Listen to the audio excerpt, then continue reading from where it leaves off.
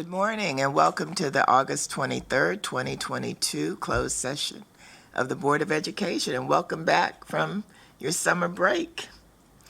Not much of a break, but a little one. Anyway, at this time, I'm going to call the roll to be sure we have a quorum, starting with Mr. Kim. Good morning. Ms. Harris. Good morning, everyone. Ms. Silvestri. Good morning. Mrs. Evans. Good morning. And Dr. Joftis. Good morning. Mr. Kim, I'm going to ask you to read the closed session resolution. I move that the board meet in closed session to address topics listed in the posted resolution for today's closed session and for the reasons on the basis stated therein. Second? All in favor, raise your hand. And that is unanimous of those present. We'll now go into closed session. Thank you.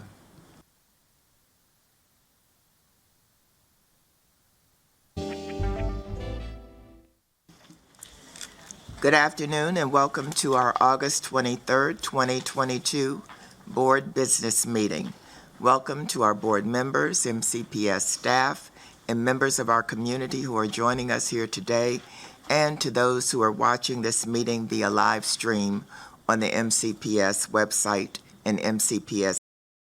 Let us begin by standing for the Pledge of Allegiance.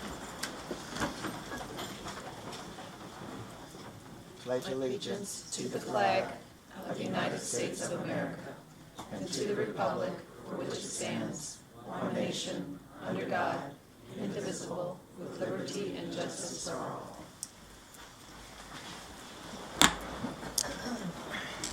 I will call the roll to recognize board members to establish that we have a quorum, starting with Mr. Kim, Good afternoon, everyone.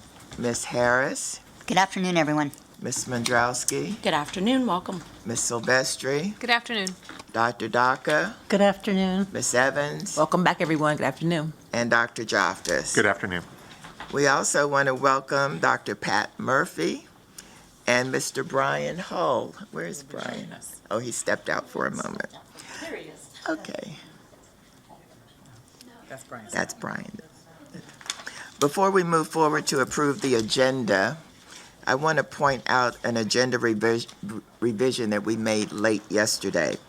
We have removed the former item 6.10 pertaining to delegation of authority to execute easement and land agreements.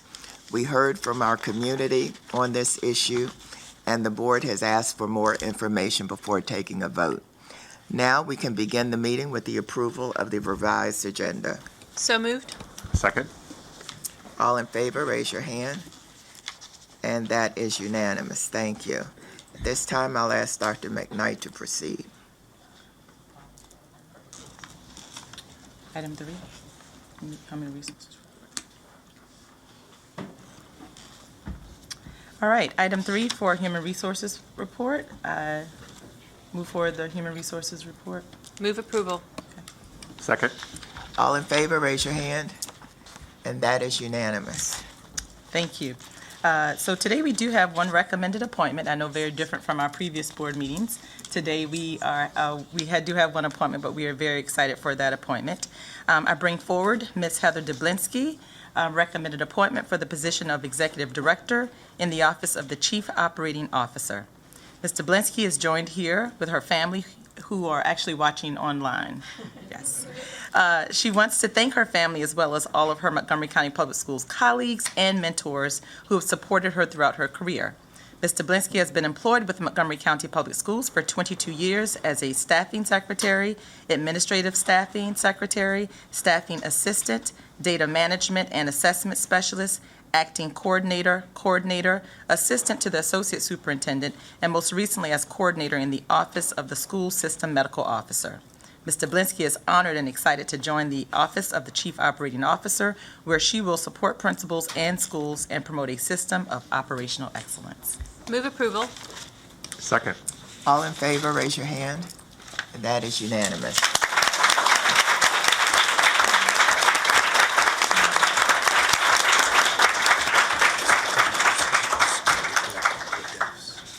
It's here. Dr. McKnight. Thank you so much, Ms. Wolf. We do have a couple of recognitions of employees who we've lost, and I will share those with yours. The first being the death on July 11th, 2022 of Ms. Ifalma Dzingbe, occupational therapist at Early Childhood Disabilities, has deeply saddened the staff, students, and members of the Board of Education. During the 1 year that Ms. Dzingbe worked for Montgomery County Public Schools, she established and managed student learning while contributing to a positive learning environment. She always modeled respect for her students, colleagues, and community. Ms. Dzingbe was committed to the academic success of her students.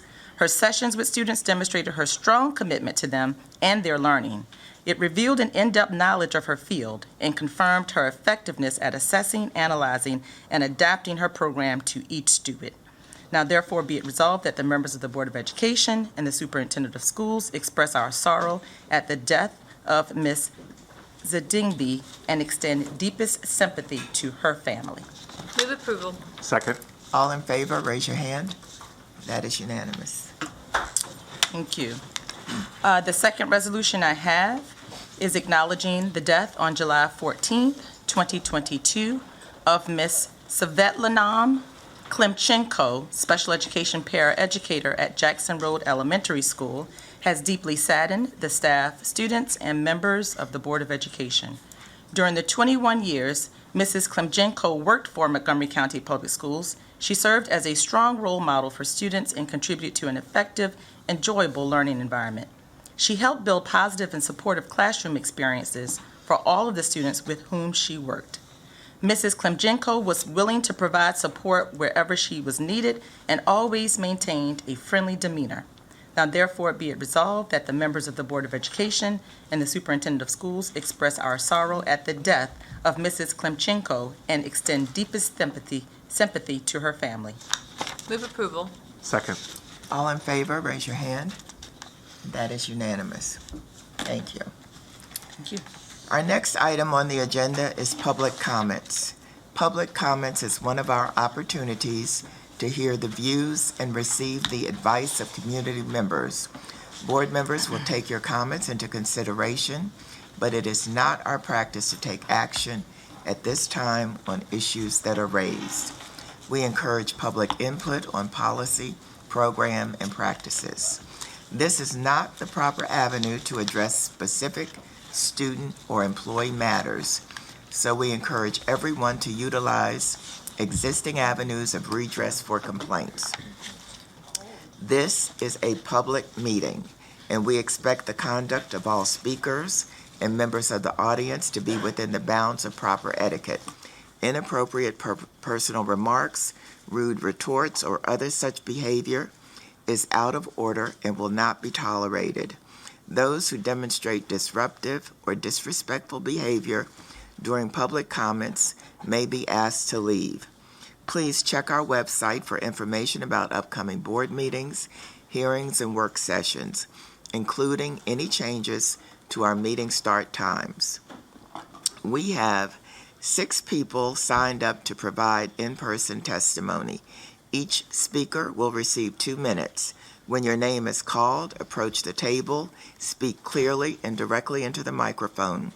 30 seconds prior to the expiration of a speaker's time, a yellow light will go on accompanied by a beep. A red light and a buzzer signals that your time has expired. Please push the flat button below the microphone to turn it on and begin speaking. Push the same button to turn it off. In addition to our in-person speakers today, we have 2 audio testimonies and 11 video presentations. We will play these submissions once the in-person testimonies have concluded. Copies of testimonies can be found on board docs where they are posted with the other materials for this meeting. At this time, I'm going to call to the table Kimberly Fogg, Sachet Carrata, and Jonathan DeWitt.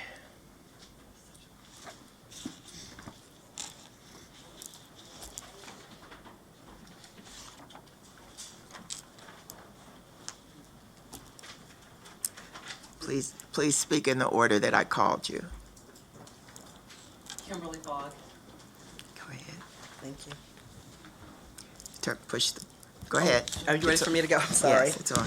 It's on already. It's on. Good morning, everyone. My name is Kimberly Fogg, and I am the founder and CEO of Global Sustainable Partnerships. And this is Nita Finley, who manages our mental health, first aid adult, and youth trainings. We would like to thank the Board of Education for providing Global Sustainable Partnerships this opportunity to comment on mental health concerns among our youth at school and offer opinions as to how we can best serve our students and create a better teaching and learning environment for our students in these difficult times. As a 501c3, GSP has worked with Title I schools in Montgomery County Public Districts to provide COVID education and outreach, vaccinations to students and their parents for the past 2 years.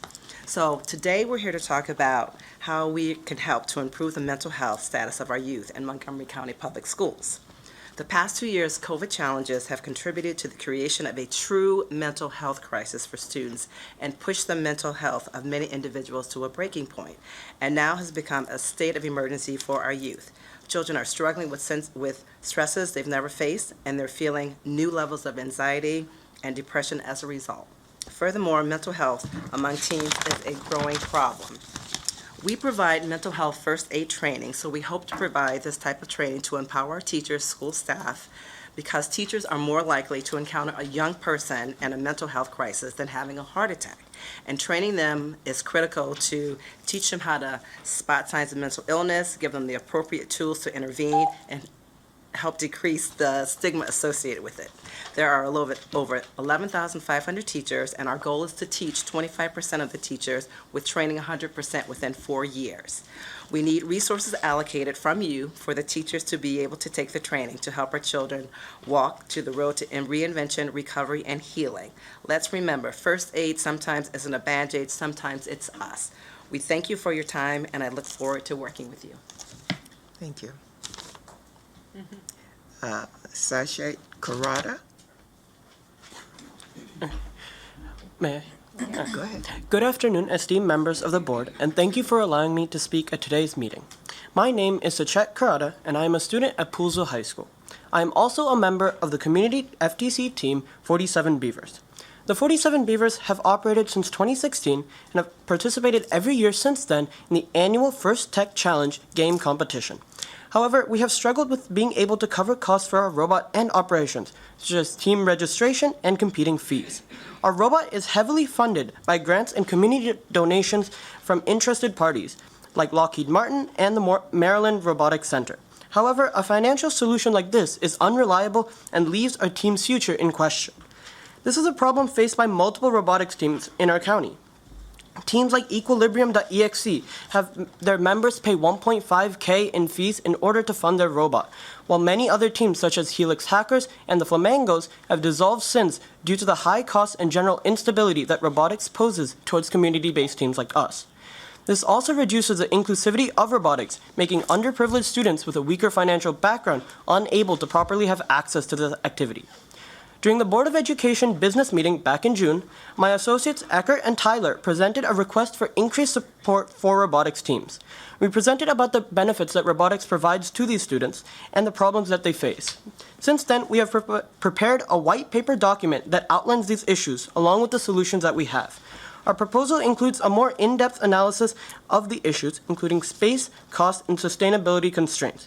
We also request a grant system for robotics to be placed by MCPS to provide more stability while also fostering students' writing skills. This is in conjunction with allocating some unused buildings in the county as a space from our practice. More solutions are expanded upon in our proposal document. Thank you for your time. Thank you. Mr. DeWitt? Excuse me. I am unable to provide a testimony. I couldn't get this cleared amongst my associates, so I apologize. Okay, thank you. Okay, next I'm going to ask Chelsea Lewis, Hannah Fisher, and Fania Yangarber to come to the table.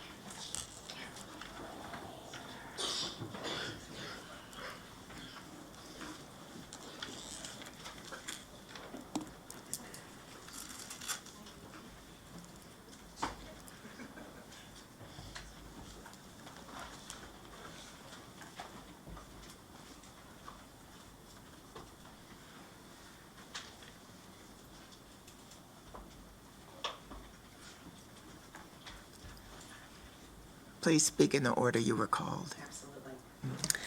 Good afternoon, everyone. My name is Chelsea Lewis, and first of all, thank you so much for having me here today. My name is Chelsea Lewis again, and I am a graduate of the Client Leadership Council of the Capital Area Food Bank. My children and I have been living here in Montgomery County for almost 2 years now. I am a single parent of 3. My twins are starting their senior year next Monday, yay, at Richard Montgomery, college bound, and my youngest is in his second year of middle school. I'm here to express how important healthy meals in schools are to not only me and my family, but to all families. I have battled with food insecurities myself for a very long time, and that was primarily due to me not earning a comfortable enough salary at the jobs that I've had.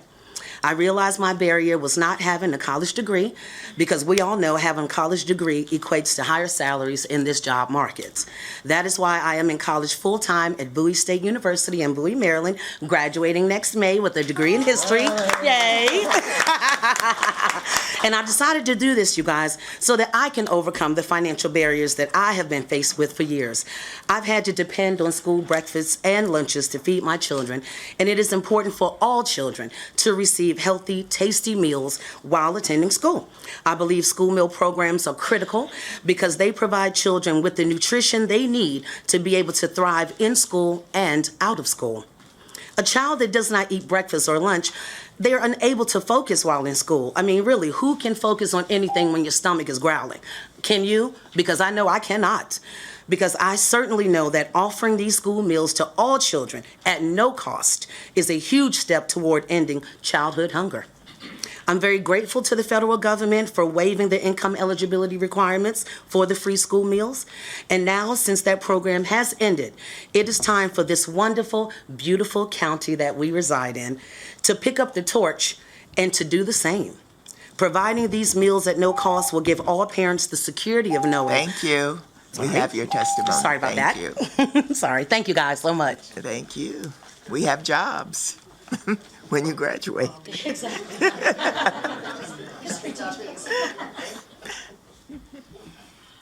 Hi, my name is Hannah Fisher. I'm on the steering committee for Seven Locks Alliance, a coalition of Potomac and West Rockville neighborhoods. Our mission is to address issues affecting the area. Our organization's current concern regards the county's proposal to relocate a bus depot from Crabs Branch Way to the detention center site. This tract of land is within Rockville city limits but is county-owned. On August 9th, 2022, the Rockville City Council addressed a letter to elected county officials opposing the proposed relocation of the bus depot. Previously, 2 Rockville neighborhoods successfully opposed relocating the bus depot to their areas. One was Licking Park, a historic African-American enclave. The other location surrounds the building in which this meeting is being held. We are very concerned that the delegation of authority to the school superintendent or designee regarding land-related issues will effectively eliminate the opportunity for public comment.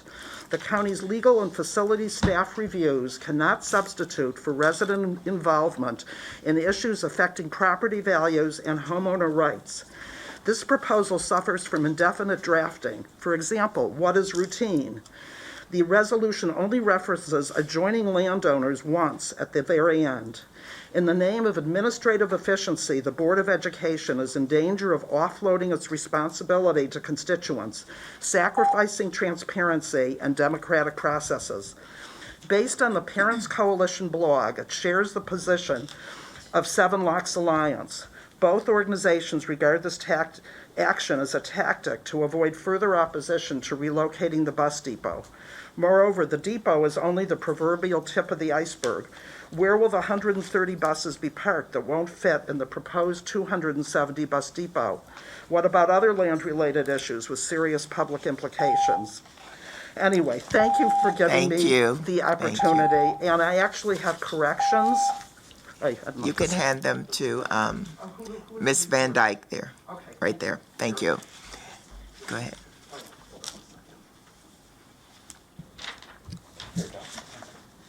I'm Vanya Yangarber of Healthy School Food Maryland. I've come before the board to talk about the school meal system before and the thousands of kids it affects.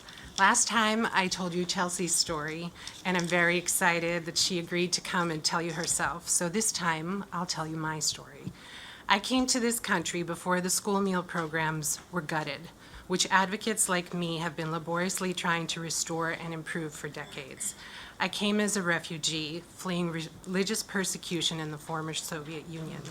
A community of advocates, including Silver Spring-based HIAS, helped get my family to the U.S., and the school I attended was another amazing community. They knew we were living on public assistance while we got on our feet, and made sure I had a hot lunch at school for free every day. My family never had to apply. The school administrators handled all the logistics and simply sent a note home letting my parents know that their children would be taken care of. I still remember feeling awed that someone had taken the time to do that for me, because my family would never have known where to even start.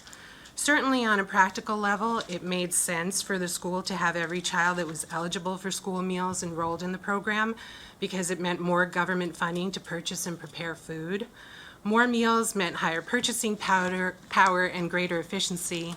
But for me, it has always meant that something as simple as a school lunch could signal support, solidarity, and caring to a young child. The pandemic is a once-in-a-century global disruption. Disruption is uncomfortable, but it's also an opportunity to honestly evaluate what wasn't working and rebuild better. The school meal program was broken. Do not return to the outdated and ineffective way of doing things from the past. We're asking the board again to be the heroes this crisis calls for. Be the leaders our school needs. Thank you. Okay, we've received 2 audio testimonies. Thank you. Thank you. First up is Laura Stewart. Please play the audio. My name is Laura Stewart, and I'm speaking today as CIP Chair and a Health and Wellness Committee member. Thank you so much for considering the indoor air quality monitoring contract that is on the consent agenda today.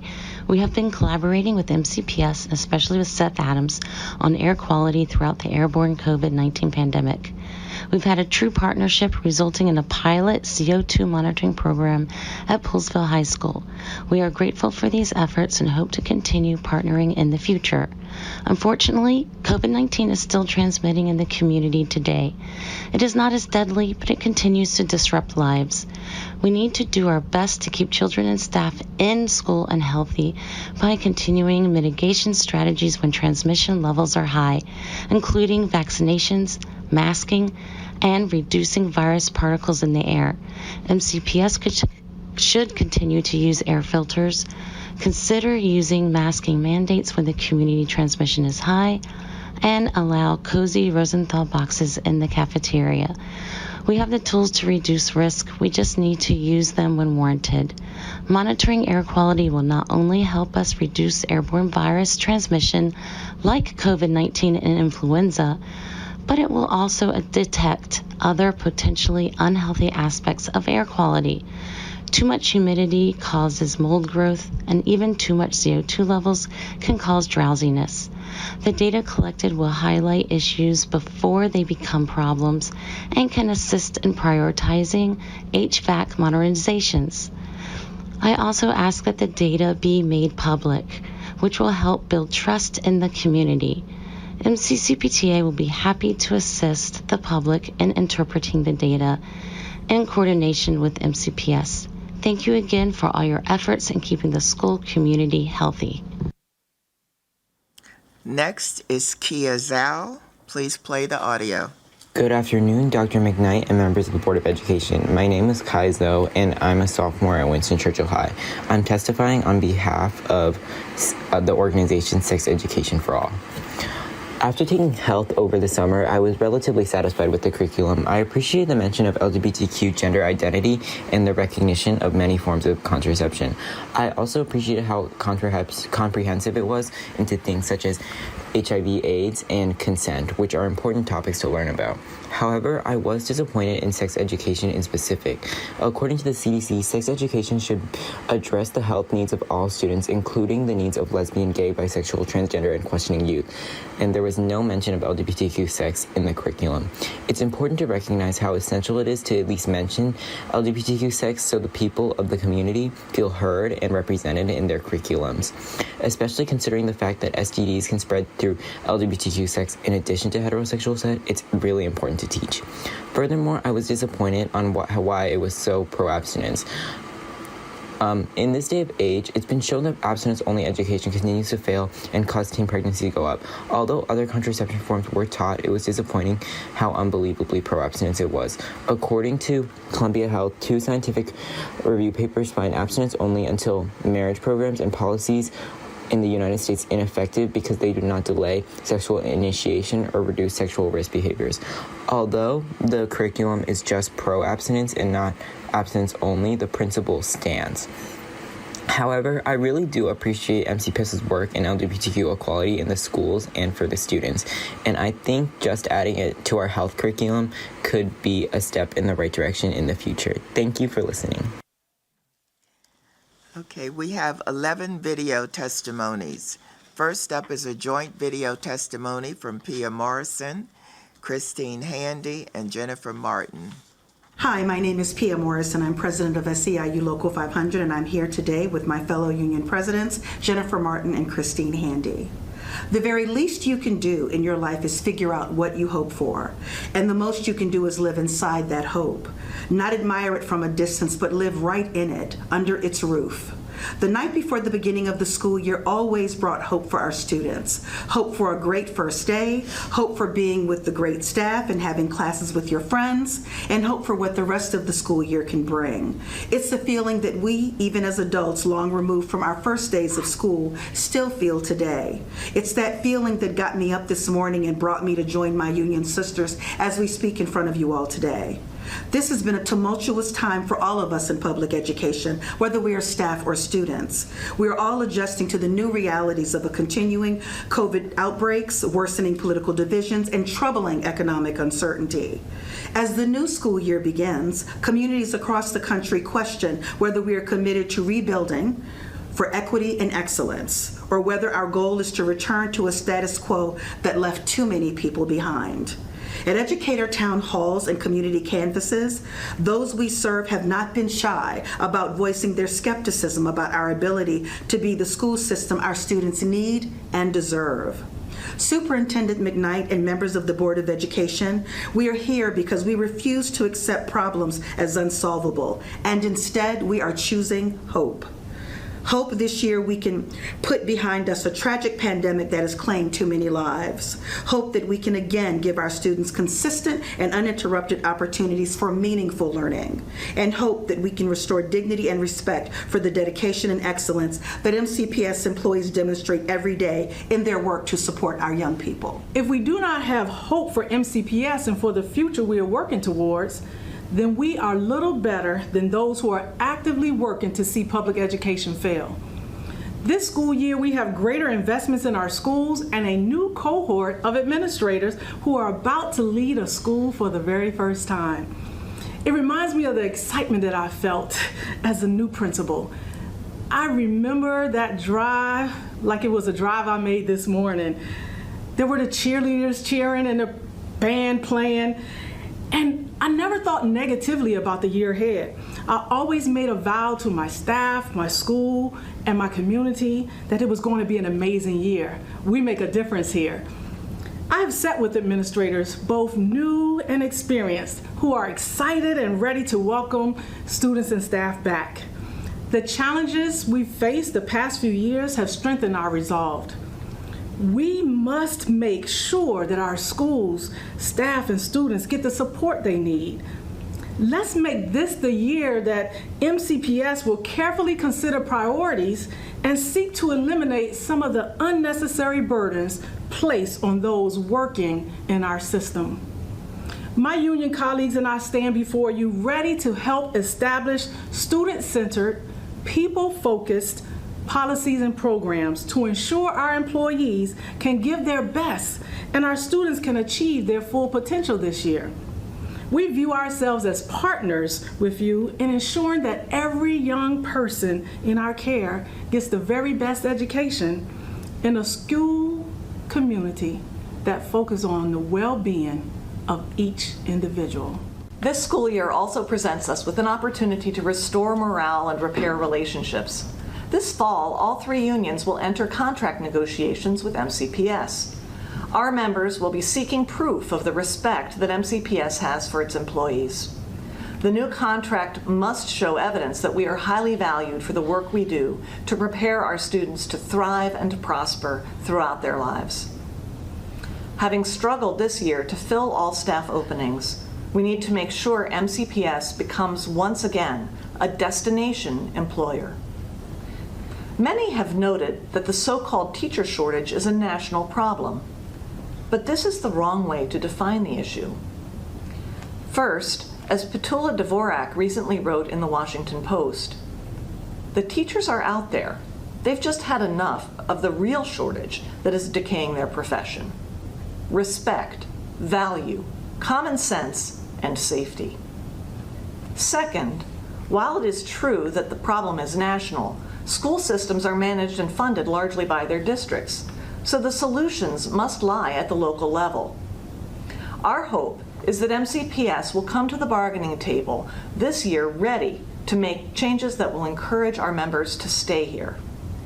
We need contracts that will attract excellent talent for every job category in our system. As we work to improve these negotiated agreements, we can't afford to simply compare ourselves to what our other school systems are doing in the area. We must look at other sectors of the economy to see what strategies excellent employers are using to attract and retain talented and dedicated employees. Our three unions have hope that this school year will give us all a fresh start in the work we do together with you to make Montgomery County Public Schools the best they can be. Next is Chuck Thomas. Please play the video. Hi, I'm Chuck Thomas. Both of my daughters are Blair High School students. Today I'm asking you to please reinstate universal mask mandates whenever the community levels reach high. This is a compromise. I believe that masking should be mandatory, certainly when the levels are medium or anytime before this pandemic is over. But I'm asking for it to be mandatory at the high level because on July 22nd, the State Board of Education said what the CDC has already said, and that is that universal indoor mask wearing should happen whenever the community levels are high. And it won't be universal if it's not mandatory. So I know that the PTA's Health and Wellness Committee recently asked the same thing. Prince George's County recently reinstated mask mandates after rescinding them for some time. This summer, for much of August, the community levels were high. Thankfully, they're back down again, but they will go back up again. And while the numbers were high in August, my daughter played on the summer volleyball team and had to be around other people heavily breathing without masks on. We know that the science is clear, that universal masking is much safer than just one person wearing a mask. In fact, it's 7 times as safe. I've sent you this information in the past.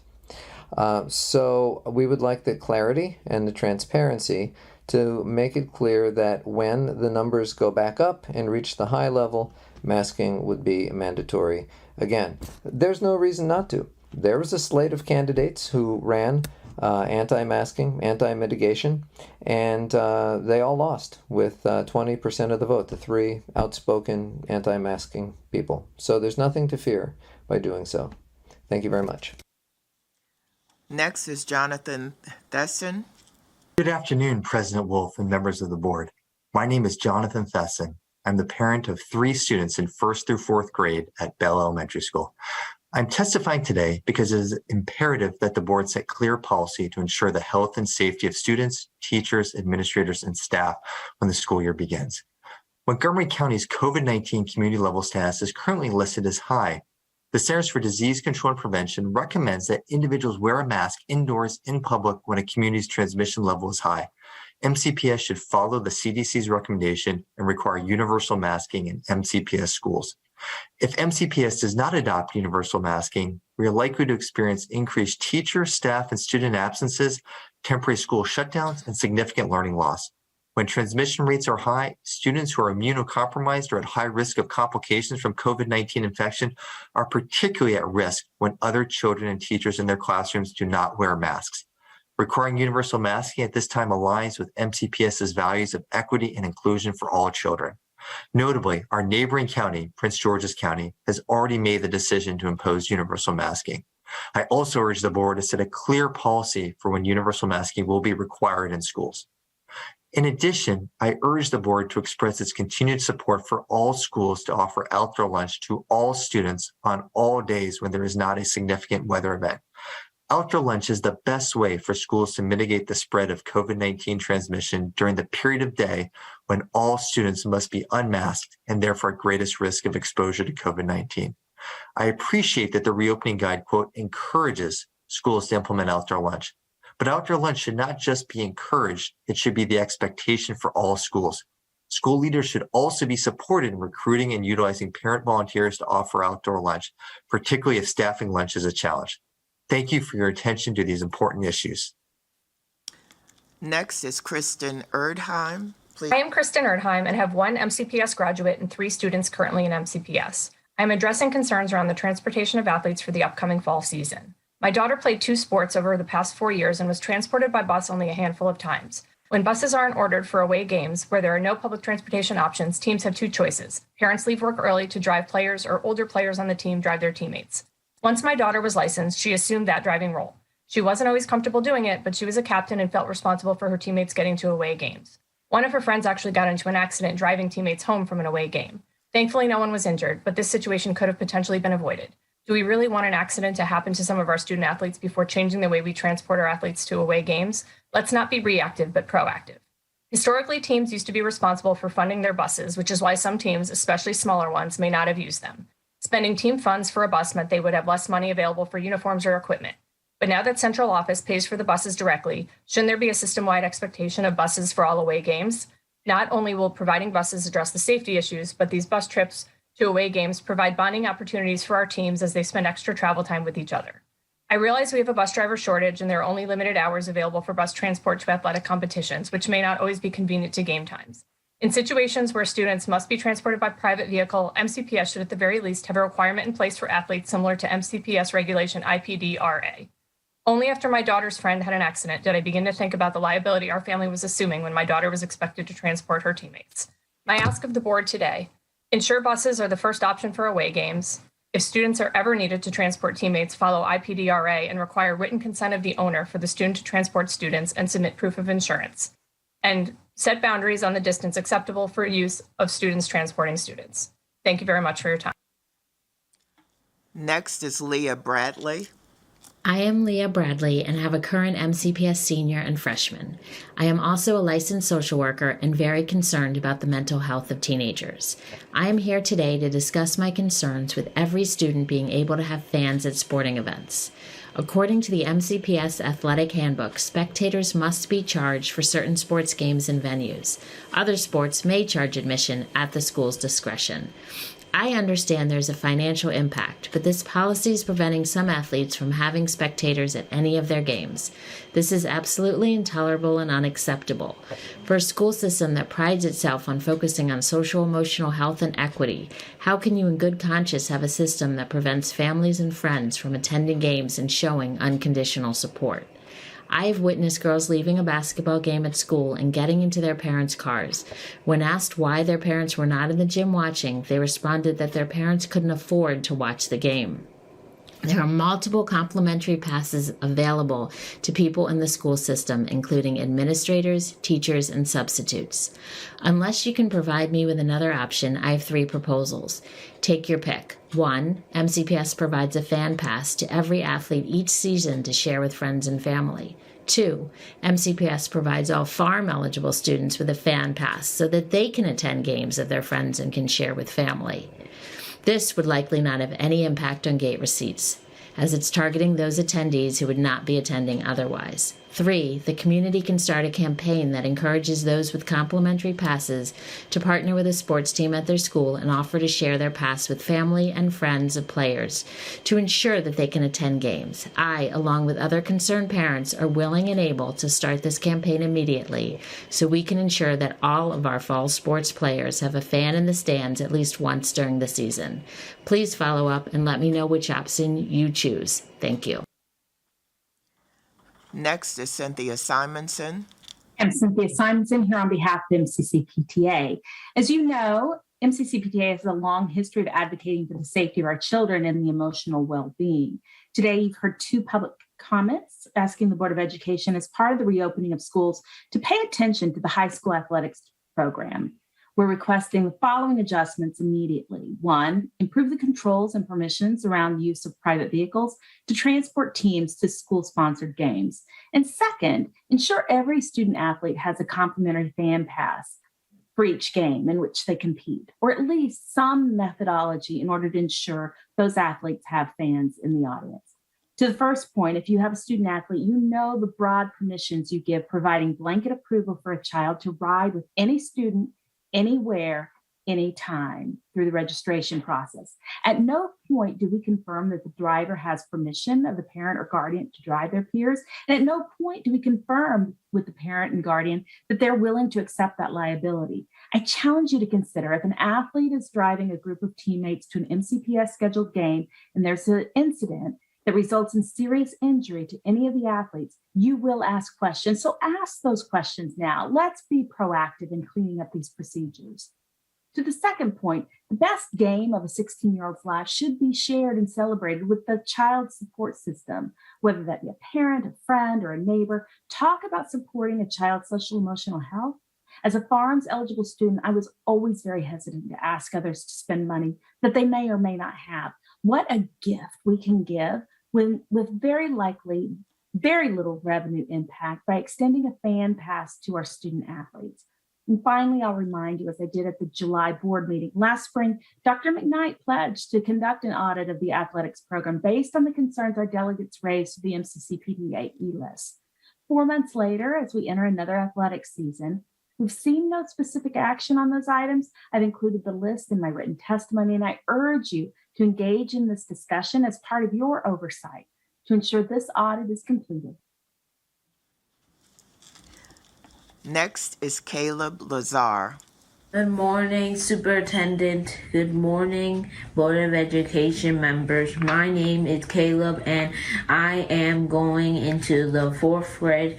I enjoy summer school because I made new friends. I like seeing my friends laugh and smile. Thank you for giving me compensatory services with Mr. Teddy. Mr. Teddy helps me to read, write, and comprehension in life skills. Mr. Teddy helps with me with math and counting by hundreds. This helps me to raise my hand in class to answer questions in reading, math, science, and social studies. I feel safe in school because the teachers and principal are here. I hope all my friends have a teaching that helps them to learn new things. I don't like the food at school, which I taste better at. I have more choices. I thank you, Superintendent, and Board of Education for your service. Have a nice day. Bye.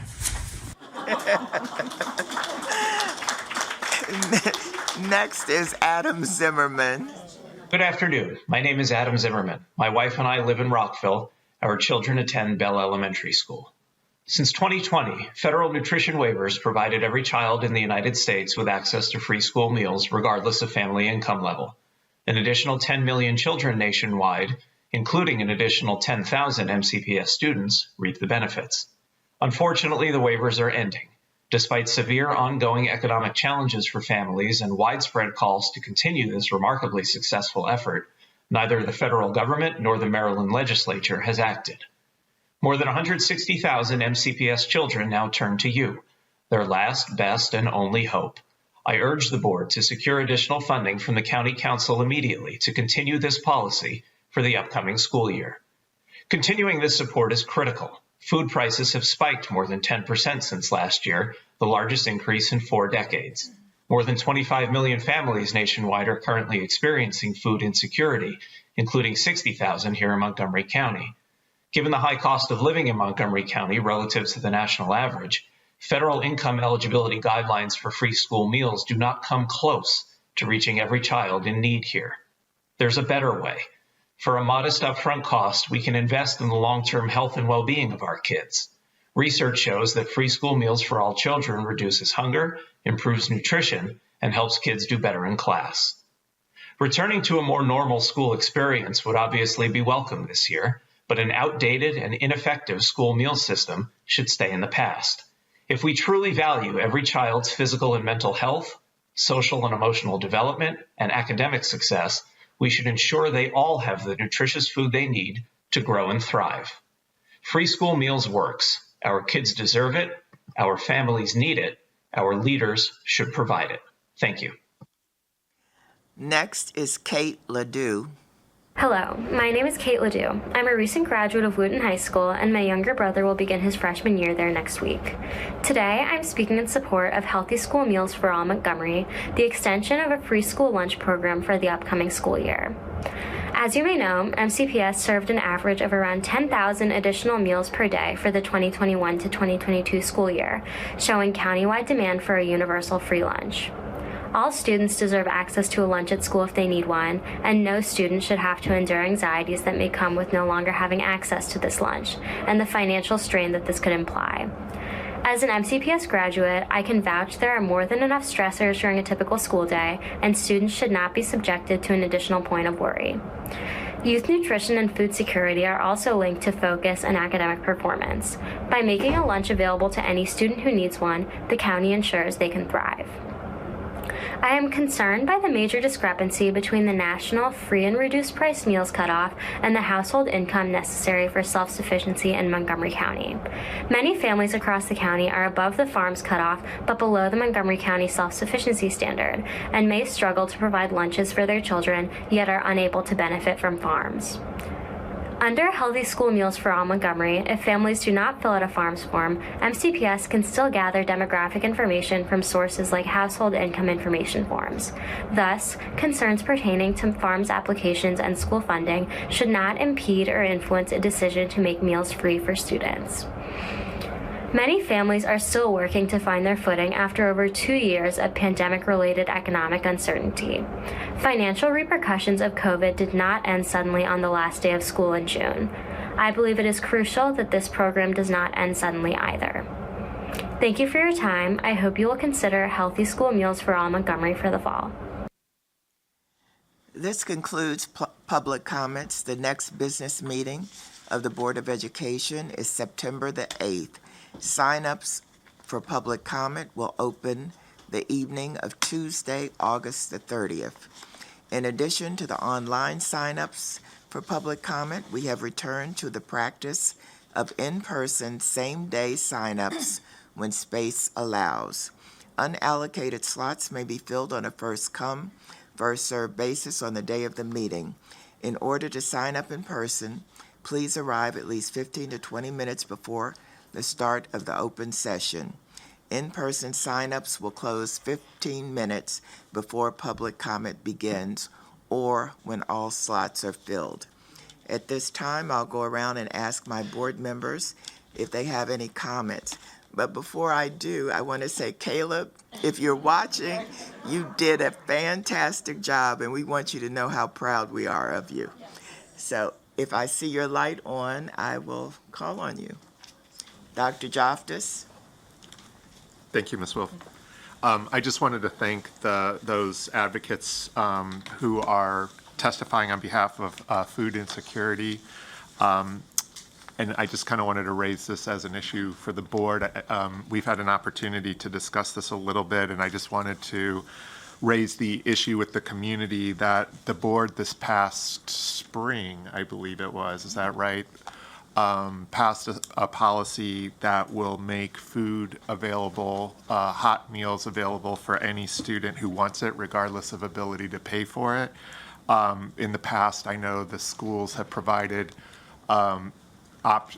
less than typical options for students who could not afford, such as a peanut butter and jelly sandwich. That policy has been removed, and all students will get access to a full meal of their choice.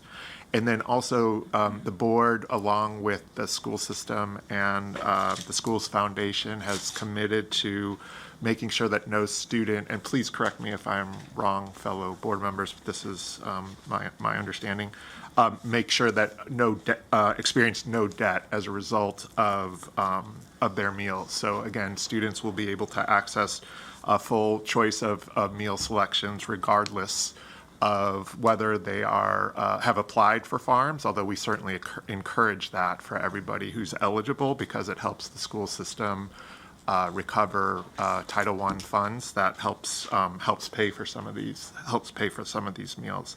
So I just wanted to assure folks that while it's true that we're not providing free meals for every student, we have put in place the policies and systems to enable all students make sure that no student does not get. Am I saying that right? That every student should get access to a meal of their choice, regardless of their ability to pay.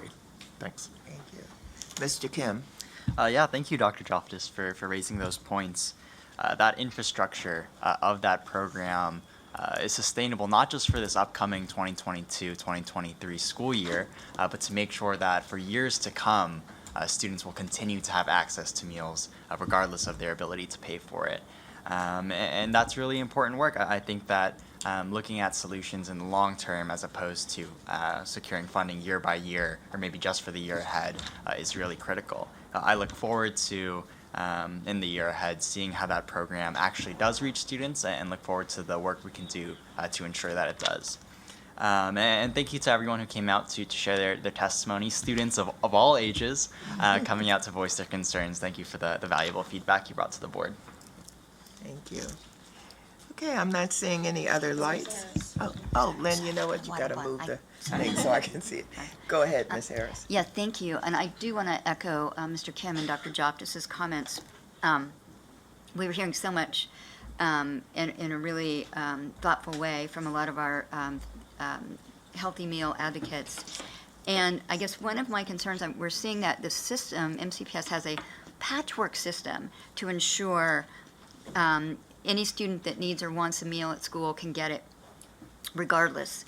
And, you know, we're seeing increased completion of farms forms this year, the increased ability to directly certify students for farms eligibility, but the gap between the threshold and you know, a living wage in a high cost of living area like ours is real. And I'd just like us to continue to have the conversation about how we can have, as the way we do business every year, fully fund meals for all instead of relying on this sort of patchwork.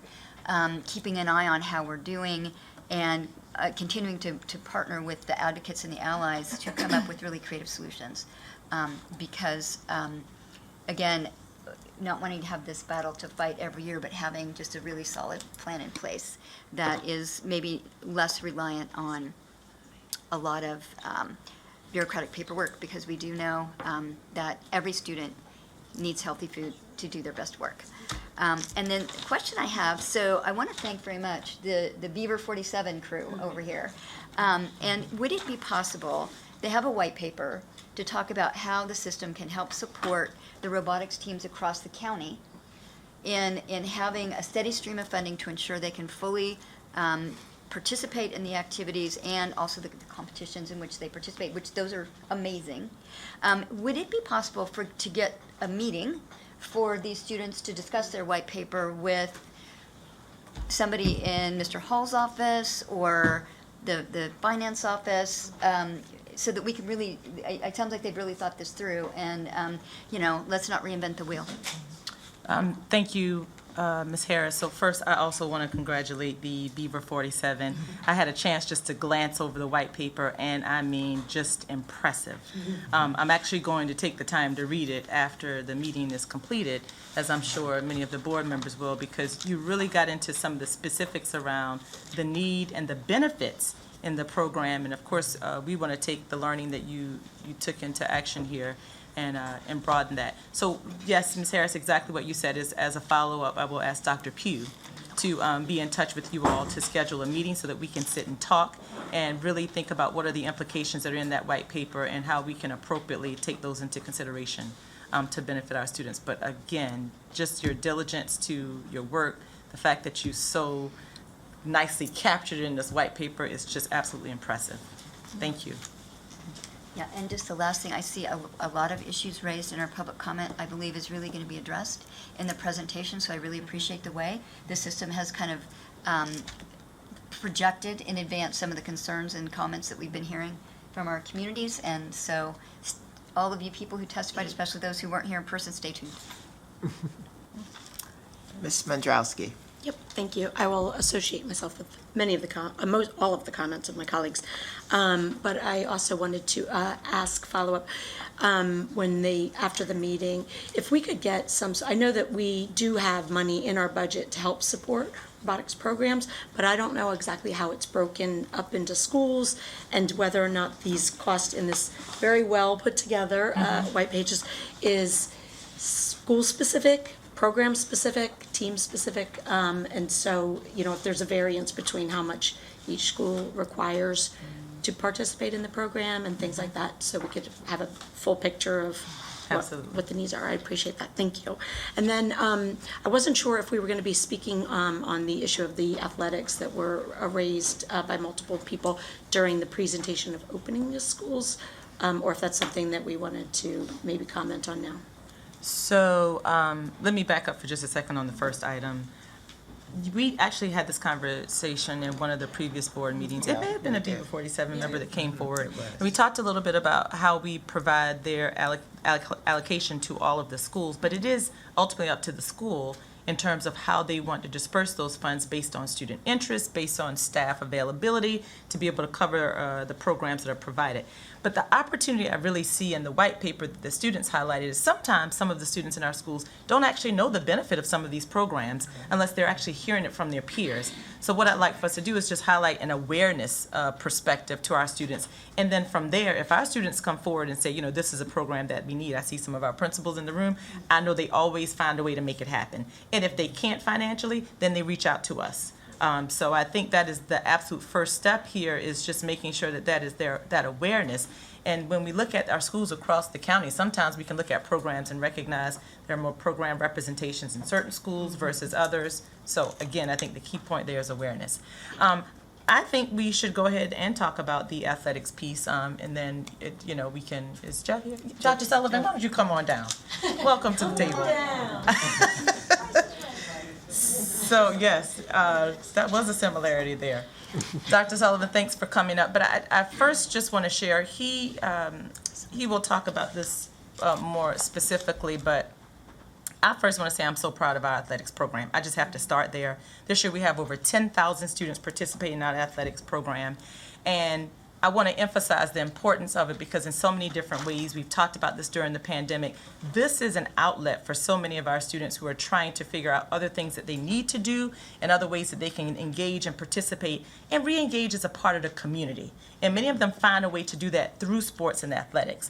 And so I say that number over 10,000 because coming into fall athletics and them taking into consideration so many recommendations and things that have been made. And I've seen it actually at schools where they've had so many students coming in to participate, they're finding other ways to engage them, even at the high school level, if they don't make a team. The staff is going above and beyond to make sure that this happens.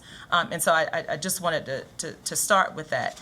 Now, I know there were some recommendations that came forward in terms of additional funding that's needed for athletics, and I think we have to continue to ground and center that in equity, right? I'm going to ask Dr. Sullivan to talk more specifically about some of the ticketing processes and transportation that we have. But I also want to highlight this past year, when we came back to school the first time, we had to do a lot of work to also make sure that these events were safe and secure as we were re-engaging in ways that we had not for a period of time. And so we want to be very thoughtful in how we do that, continue to engage and take recommendations from our community. And I'd like you, Dr. Sullivan, to speak to where we are in terms of the audit and the process, because I want to be, very transparent in the things that we have done. Because sometimes we don't wait until the end of a process to say, this is a good idea, let's implement it. And I think you all are great examples of taking some of these things in consideration as we go.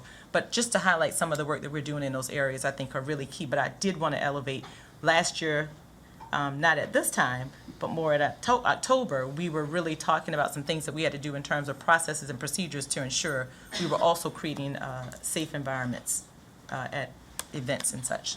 Dr. Sullivan. Well, thank you, Dr. McKnight. Good afternoon to you, President Wolf, and the rest of the board. We're very excited. As Dr. McKnight mentioned, we have over 10,000 student athletes registered, 10,678 right before this meeting. So we're thrilled, and the season's going very well. I want to address the admissions concerns first. We transitioned, as many operations during COVID-19 changed. It changed the way we did business, if you will. We changed the way we handle our admissions at events. We went digital. We rode the coattails of the State Athletic Association with a company called GoFan and started with digital ticketing. And with that, we started in the fall postseason last year and continued throughout the school year, learning how that, through an equity lens, how would that impact our school? Some other large school systems in Maryland, Baltimore City, Prince George's County, who had already gone there before us. We learned from some of their implementation policies, and we were able to roll that out last year, and we're continuing with that. We're very excited about that. It's made things very easy to allow student athletes to get into events. It's allowed our game administrators to know who's coming to that event, how many fans are going to be at that event, and to manage the crowd, keep people out of the parking lot, get them into the stadium from a safety and supervision perspective. And that's key for us with the admissions. It's not just we're trying to make money. There is a fiscal component that funds the program here in MCPS, similar to other districts around the state and the country. But most importantly, the game administration and the safety and security piece of having that ticket, managing the gates, it has been extremely beneficial to us across all of our sports, whether that's a huge game on a Friday night or on a Monday. And we know, and we have great collaboration with our system-wide safety and security and our police department, that all of our events, we have 10,000 contests a year, we think about safety at those events regardless of what the event is, and have conversations around what that looks like, whether it's a Monday night, whether it's a Friday night or a Saturday morning. So the admissions piece is key. The other thing I'd like to say with the cost is we have kept the cost of season passes the same for over 20 years for our students and for our adults. And like for this fall season, $18 for that season pass. And so we've tried to keep those costs in check, and as well we've allowed our principals in our schools to support students that have needs as well. So that's the admissions piece. Okay to transition to the transportation, or okay? Yes, and I just wanted to highlight exactly what you said.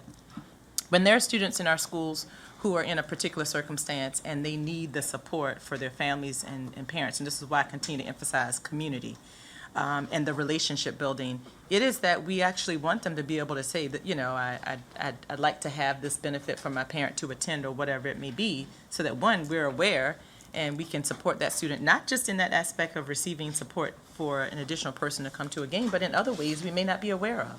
It just brings an awareness to that. So I do want to say that's what I would say is not new for our principals and our school teams to do, to determine, what is best to meet the needs of the students and their families. Thank you. And for the transportation, this will be the third school year, we have streamlined all of our buses and paid and funded those centrally.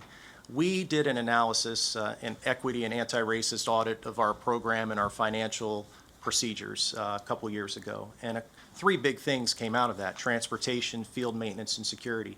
With the support of Dr. Smith, Dr. McKnight, and the board and funding, we were able to tackle those three big items, and really has changed the landscape very quickly across our program. And I think so quickly, we've got to get that messaging out to our communities, and that's something we're reflecting on in our program. But specifically with transportation, all buses are being paid centrally, so a bus is available for any event. The issue is from 1:35 to 4:35, our buses are taking our students home from school.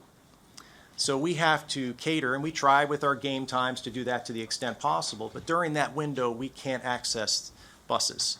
And so that causes some constraints, and even when we're taking an early bus, we have to pull staff and students out of class time. And on the back end, sometimes that's causing students to get home a little bit later. So there are opportunities for our parents, and in some instances, students to drive to games and contests. And that is something during the online registration process that we collect those preferences from parents and the consent through that online process. Again, not trying to make it overly complicated, but also being very direct and simple with that line of questioning. So there is a balance, but I think the take home here is a bus is available if we need it. A bus doesn't always fit for that various sport or that circumstance, and that is a decision that the coach and the team and the parents make during the preseason. But our messaging is we have buses available, and our transportation department has been phenomenal in providing them for us. Thank you for that. I saw Dr. Daka next. Oh, thank you. I'm not talking about sports right now. I wanted to thank the young people for being here, the Beavers. And I remember when the new wing was put on at Poolsville, and a very innovative program started there with robotics.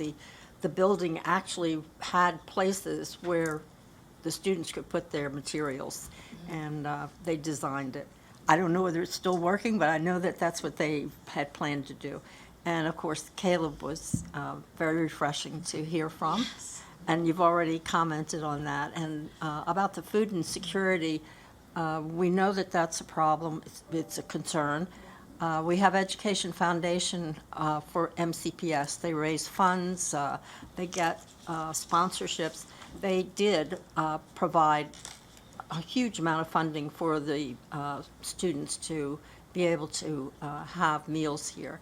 And Ms. Mondrowski's on their board, and she knows all about that. So I wanted to thank you all for everything, and thank you for explaining about all the things that happen with athletics, and we know how important they are. Thank you. Now, I saw your hand, Dr. Joftis and Ms. Harris, but no, okay. I'm going to go to Ms. Sylvester. Thank you. I listened to all the questions and comments, and obviously food security is very important for, I have one for you. Let me do food security. Is very important to all of us, and so I want us to think about, we're saying that no child is going to get turned away from a free meal if they come up and don't have the money for it. But if I am that child that doesn't qualify for farms, how do I know that? Because I may not even approach the lunch line. So let's just think about how we're happy that we have a system in place that no child will get turned away, but the parents don't know that, the community doesn't know that, the child doesn't know that. So I want us to take that into consideration, so that that's a reality. Kids are not going to come up to the lunch line if they don't have the money to pay for it. And so we have a mechanism. We're not going to turn them away, but it's a tricky thing to communicate. And I think that we need to be as transparent as possible. If we are saying we're going to raise the money to cover this, then let's be transparent with the community about what they do have access to. I wonder if that could go out in a Thursday message to make sure Is that the message that goes out to the community? Yes. To let the community know that it is available? Yeah, that's a great idea, President Wolf. We can actually include that in our things to know following the board meeting, because that's where we reiterate main points. I will say that that's why we selected that as a full conversation item at the board table, because we really wanted to bring the awareness of our of this to our community. And we sent out notes after that meeting to reiterate it. But to your point, I believe the more that we can emphasize that, most importantly, in addition to our parents understanding that when our students come into the school building, for them to be reassured that you should still go through and try to obtain a meal if you would like a meal, regardless of whether you have that or not, will continue to be emphasized at the school level. Thank you. Could I just say one more thing? I think maybe too, the back-to-school fair is an opportunity to make that known to the public this coming weekend, so, sorry. Yeah, so just to be clear, if you don't qualify for farms, you will have to pay for your lunch. But if you don't have the money, no child will be turned away from the same meal that everyone is getting. So that's correct. Yeah. I have to admit that it was only one person that asked me about filling out the farms forms, and I did talk with you about this, that it's not just online that they do this. They do have a paper process, which we've always had in the past, but we're going to have to make that known to the parents, just as you're saying they need to know that we're not going to let them starve. And interesting to hear about the equity audit. And did the cost of attending the events come up in the equity audit? And second, maybe as a follow-up, you could give us some information about how many school or teams, I guess, actually do access buses, given the challenge of the timing. So we're saying it's available, but if they're not accessible, then they're not really available. Yes, so we can provide that information in terms of the amount of, the number of buses by school. We can work with transportation. We're working through the accounting piece of that on the back end now that everything has been centralized, but we could provide that information to you so you can see the breakdown. What we were seeing, prior to the change was that schools in more impacted communities were taking more buses. So that cost was being put on the school, and they had less money to spend on equipment and uniforms and other expenses. And that was not fair. And that's why we had to pull transportation out of the equation, which is what we did. And so now it's an equitable service across all schools, and we can see there are certain sports I can tell you that don't access buses. Golf, for instance, swim and dive, just nature of the sport have not utilized buses. And I think back to drivers versus buses, there are certain situations with practices that we don't have the infrastructure to provide transportation for the practices, so we align kind of the games and that logic into the game and the match mentality. So there is a little bit of that as well. Okay. Did your equity audit reveal that the cost of paying for a ticket to watch a game is prohibitive? We did not look at that specifically in terms of the actual cost. I think our gate receipts annually last year were just over $1 million for the program, and that money is kept at the local school level for their programs. And then the amount of central office funding, to determine that amount, we use gate receipts and then school population with a farms component to then calculate how much additional funding we're giving schools. So that is part of it. So schools that do not bring in the gate receipts are going to get more support in central office funding. So that's how we do that from an equity lens. In terms of the actual cost of the ticket, we have not looked at that and had an analysis of that. We can look into what that would look like moving forward. I think with the $4 plus there's a $1 convenience fee, it's about $250,000 a dollar, if you will, right? If we were to take $1 off, we would need $250,000 to fund the program. And that's how I would look at that in terms of the impact, but in terms of the actual ticket cost, we did not look at that. Thank you. Does anybody else have any questions for Dr. Sullivan before we let him go? Ms. Harris? Thank you. Yeah, just two quick questions, I think, for you. I've heard of, the GoFan digital ticketing, and you just mentioned which I don't think you called it a service fee, you called it a Convenience fee. Thank you.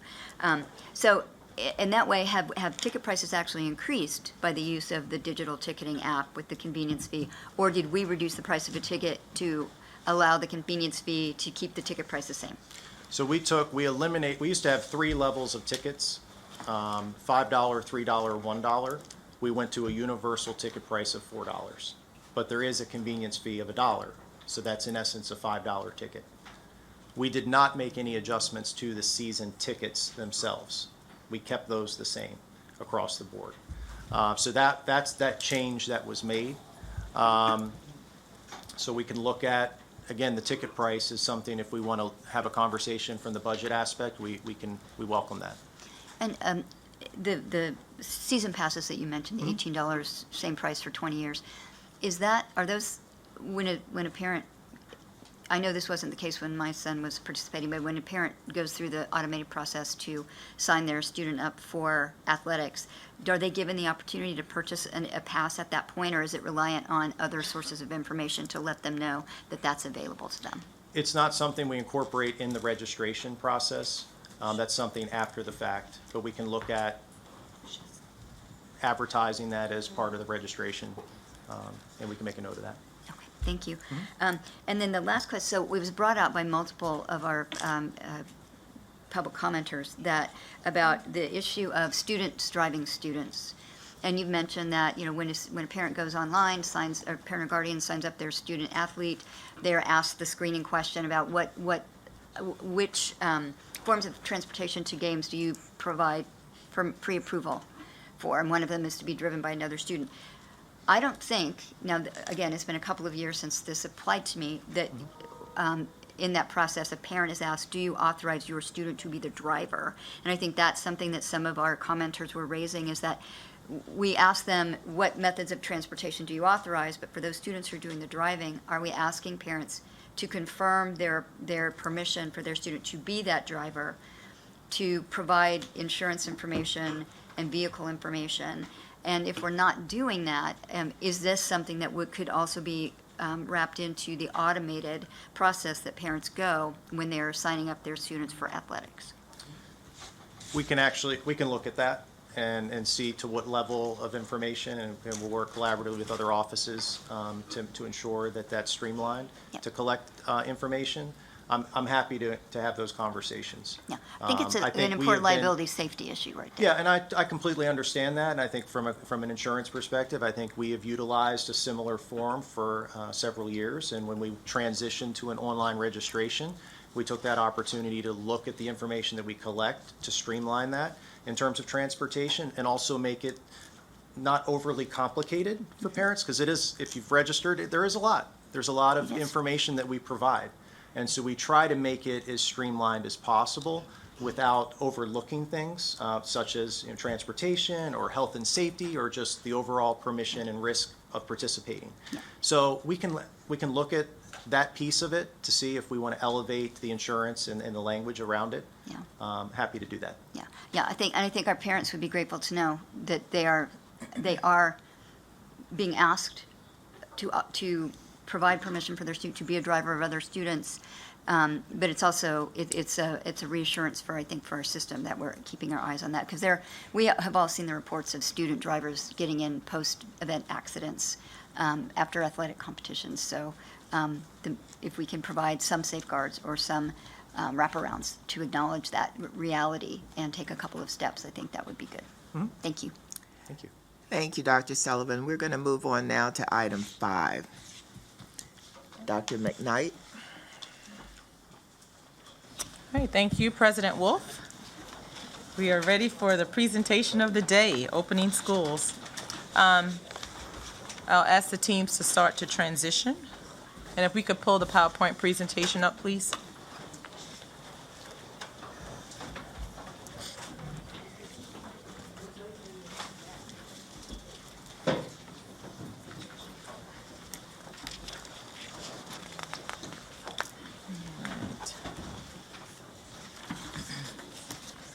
Okay, so I'd first like to say thank you. I know there were a number of questions that were on your mind based on public comment. Like, for instance, there were several testimony.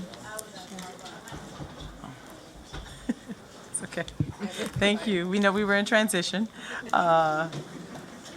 There were some questions raised around how we were doing with our return to policy with masking and such, and so we are prepared to cover that and all of the other items so that you have a very good comprehensive understanding of all the things that we've done to prepare for the opening of schools this year. Next slide, please. So as we kick off the PowerPoint presentation, I want to begin with the opening of the theme All Together Now. Just a moment ago, we were here talking about athletics, but there have been so many moving pieces to the preparation for everything that we're doing to prepare for the opening of schools. And I just want to highlight that every office, so many community members have come forward even. And if I could just for a moment highlight, this year we've started out discussing a number of things that were unique to opening school this year, like, for instance, dealing with the labor shortage nationally, and then also thinking about how does that impact us locally. Well, I have to say, we all should sit here very proud of our community members. Here in this building, we do not have the Office of Human Resources, but we had a number of community members coming here and asking questions, what can I do to help? If you need substitutes, if I am certified in this area and I've retired and I'm willing to come back, I want to be able to come back to help. And I just use that as a point of, even though there may be challenges facing us, as many other public school systems across the nation, it is our community that does stand as a pillar of strength for us during those challenges. And so I just want to publicly thank all of our community members who've come forward and say, what can we do to help the school system at this time? And I think it truly embeds the theme of All Together Now, which is what we said was going to be necessary for us to achieve the true success of the school system, and most importantly, our students who are in it. Next slide, please. Next slide, please. Okay, so I wanted to kick this presentation off reminding us of some really important elements that are not new to us and not new to our community, but it's important for us to continue to ground our work this year in the board priorities. All of our work is grounded into the exact areas of our strategic plan, and you'll see them there. Academic excellence, professional and operational excellence, and community engagement and well-being. You know them, but I think it's important for us to begin all of our presentations and our work and priorities as a school system to continue to come back and reflect on why are we doing what we're doing, and making sure that it is aligned to what we say is important for our students in our community, and therefore should be relevant in the work that we do moving forward, including opening of schools. Next slide. So we want to speak to the areas in which we would like to see our school system make progress. When the strategic plan was implemented, we said that these were not just areas that we thought were personally important to all of us individually, but we wanted to focus in on areas that we would monitor and say, these are areas that we look forward to seeing progress being made in our school system. And so there were specific things from our strategic plan that I just wanted to call out, that you said were areas in which the board said these were areas that you want to see progress made in the school system. You called on us to focus on building a safe and inclusive school climate in every school. You talked about the importance of having two-way communication between schools and families to make sure families had that connection.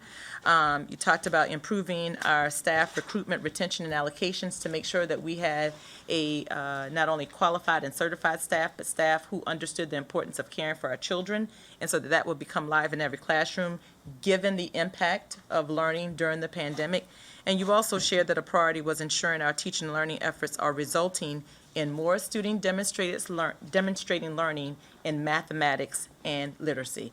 And I will say these areas will point on for us because, as we have said, these are the areas that we want to pay attention to. We know that they have been data-driven.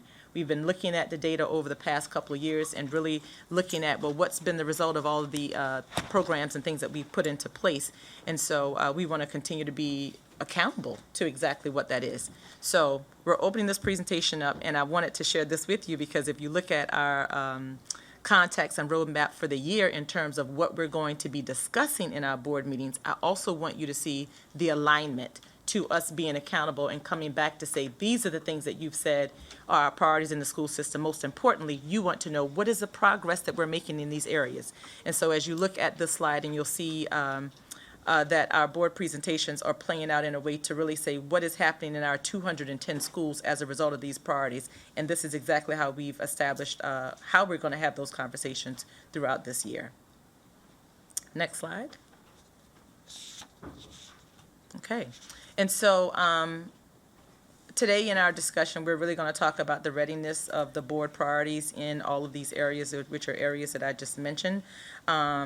I want to share that you and our community are going to continue to be updated on these and initiatives that we implement throughout the year to address these areas. And most importantly, I wanted to say we are seeking to answer essential questions throughout our updates. And I wanted to share these questions with you because I want to start this year with these questions. And I want all of us to really think about how these questions are the constant questions that we're going to have to go back to no matter what is happening.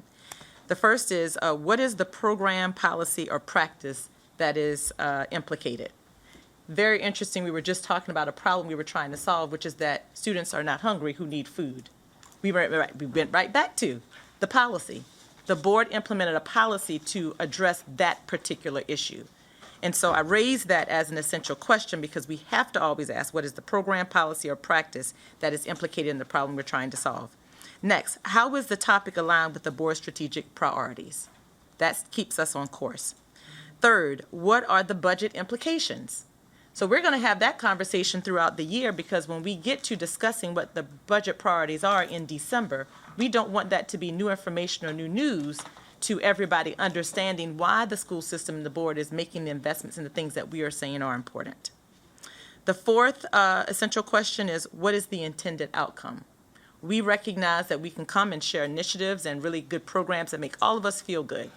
But most importantly, more important than feeling good, it is what is the intended outcome we want for our students? Because that has to be at the crux of the accountability, and how are we monitoring that? And then the others aren't new to you because we've been discussing these questions through over the years in Montgomery County. How will we know if we have achieved the outcome? And how do we know that we are on track to achieve the outcome? That's talking about progress. Even if we have not met the benchmark, what does progress look like, and how are we defining that? And why is it happening? And if it's not happening, discovering why it's not happening.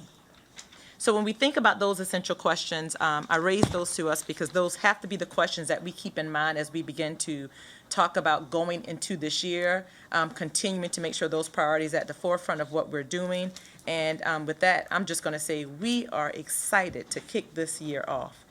We have 160,000 students coming back to us in the school system. And I point that out because it's important to note that approximately 1,700 students are enrolled now, more now than we were a year ago. That's progress. And that says that our community has stepped forward. You believe in us regaining the trust within our community, and we're going to do this together. So we're excited to receive them. I am going to turn it over to the team because I know they want to get into the details of exactly what all these components are going to be. But I do begin this presentation with much gratefulness for the Board of Education members and our community who have really, and the staff, who are out there just working hard. They're in the buildings this week getting ready for Monday and doing it with so much excitement. And I'm just grateful that we have the team and the community who are committed to making sure our students have the most positive experience in kicking off this year because it is going to be a great year. Okay. All right. With that said, I'll turn it over to Ms. Edwards. Yes. Thank you, Dr. McKnight. Good afternoon, Dr. McKnight, as well as the board members. I will start by saying this is the most wonderful time of the year. It is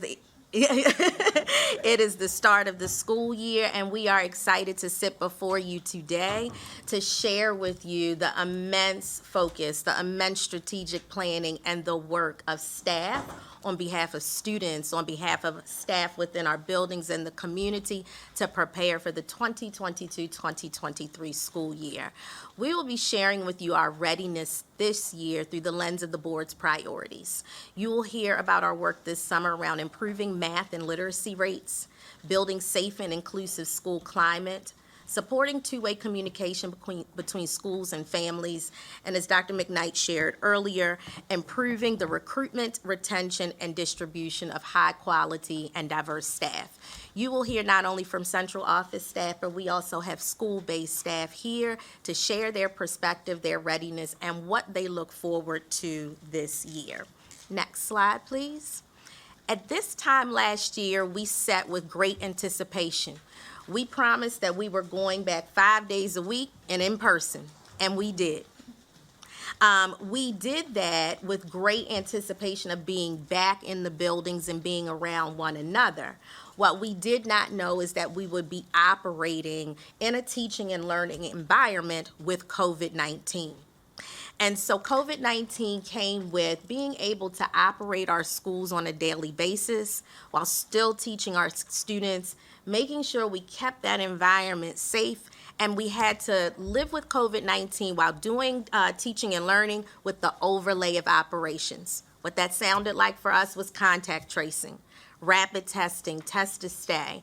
We experienced different things as we really looked at how do we maintain a teaching learning environment and provide our students in-person instruction. And so we're still excited this year. But as we go into the 2022-2023 school year, what you will hear from us today is our shift from heavy operations into, again, our renewed and continued focus on teaching and learning. And Dr. McKnight has said this on several times. We are a school system, and that's what we do. But we also know that we have to maintain an environment in which our students and staff are definitely safe and really focusing on our most precious commodity, our students. And so on the next slide, one of the things that was critical for us this year as we prepared, we formulated an opening of schools readiness team that combined every single department and division within the school system to really sit down and come together collaboratively and coordinate our efforts to prepare for this year. In terms of enhancing the work that we do in the communication, we provided to the board on a weekly basis just some updates around what it looked like in terms of our readiness in different categories so that you would know and that we were on track to hit that mark to open our doors on Monday.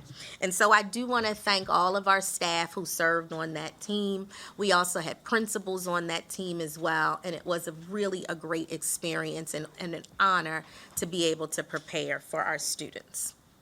At this time, we are going to turn our focus over to looking at improving math and literacy rates and the work that we did for the summer. And I'd like to welcome and ask Dr. Peggy Pugh, our Chief Academic Officer, to turn the mic on to share information. Thank you for the cue. Good afternoon, Peggy Pugh. It's my pleasure to share with you how we've been planning to begin the school year. Next slide, please. It was interesting to me to participate in the collaboration and in the coordination between offices. I learned things about buses, I learned things about food and nutrition, I learned things about what operations was doing, all in the context of what I took very seriously as my goal is academic excellence. So one of the indicators to improve is improving math and literacy rates. So looking at the strategic plan and then overlaying the board's priorities, we're really excited about what's been done this summer already to prepare for an opening of a successful school year. The plan is really what is done most of the time in the summer is professional learning for our teachers when they have time without students directly in front of them and they're able to really think through the content, the new resources that we have, as well as the use of formative assessments to make sure students are making progress. Next slide, please. So this image should not look new because this is a model of acceleration. It's an approach really to teaching and learning that is a purposeful focus on making sure every student has access to grade level instruction. Sometimes the tendency is to understand that there have been learning gaps and understand that students are going to struggle with the content, but it is extremely important that we keep our focus on making sure that our students at least have access to those grade level standards and that our teachers are prepared then to be able to see where those learning gaps are. You can't put together 2 years of learning in the way that we did in order to be able to back map and have students prepared to access standards. So that's not new, that's an ongoing focus, but it is something that we need to make sure we continue to emphasize with our teachers and leaders. And that's hard, because as a teacher, if you know your students haven't mastered previous skills in your mind, logically, you need to go backwards. So it's just a constant focus on making sure we bring our students access to what is grade level. We also know that our instruction should be affirming to our students. All of our students with different racial, ethnic, and linguistic identities. And the work should be worthy and engaging and meaningful and interesting to students to bring their lenses to what they're learning. These guiding principles for acceleration were the foundation for summer training and the instructional leadership meetings that occurred in schools. The next slide, please. As was shared with you last spring, the goal to improving math and literacy rates really starts early on with our earliest learners. I think it's critical to make sure that our youngest learners can read and access text early on. There was some work done to pilot the structured reading and the balanced literacy work last year, and what they found were excellent results, and so that program is expanding to all schools this year. We've learned through the science of reading that it takes a structured and balanced approach, a structured approach, not a balanced approach. Sometimes those are two opposite things. A structured approach and systematic to teaching the foundational skills for literacy. The team trained all of our kindergarten through second grade teachers in the science of reading and in the use of DIBBLES, which is a new assessment tool, maybe not new, but an existing assessment tool that allows you to monitor and track how a student is performing in each of those areas in order to intervene very early for our youngest learners. This work was budgeted for and planned and purposefully supported through your strategic plan, as well as through your funding of the resources that will allow us to implement this new program, or this program this year. Additionally, we want to make sure that our students have the opportunity to apply the literacy in their skills in their variety of the subject areas that they're in. It shouldn't be seen as we teach reading in one place and they never read in other areas. It's really important that we give them access to texts that are representative of themselves and of the challenging and interesting content that's available. At the secondary level in literacy, it's a similar focus, making sure that our students are continuing to be supported in learning to read complex texts and to respond to those complex texts, but also then not just in reading, that they are accessing complex texts in other content areas within a cross-content focus in literacy. In mathematics, at both levels, one of the challenges of the standards, the student performance standards, is that they are complex. They require students to be able to think and to respond through real world lenses. And so it's not linear skill building, and it is application of skills to solve complex problems. So we know we still have work to do to work on understanding the content itself, the standards themselves, the level to which the students are required to do the work to be able to be successful on those standards. So that work will continue to make sure that we have deep understandings of the standards, as well as how to plan to help our students have learning experiences that get them there. The second piece is continued professional learning on what that actually looks like in the classroom. What am I doing with my students given their unique learning needs, skills, abilities, and how do I plan for that in a way that's manageable for our teachers?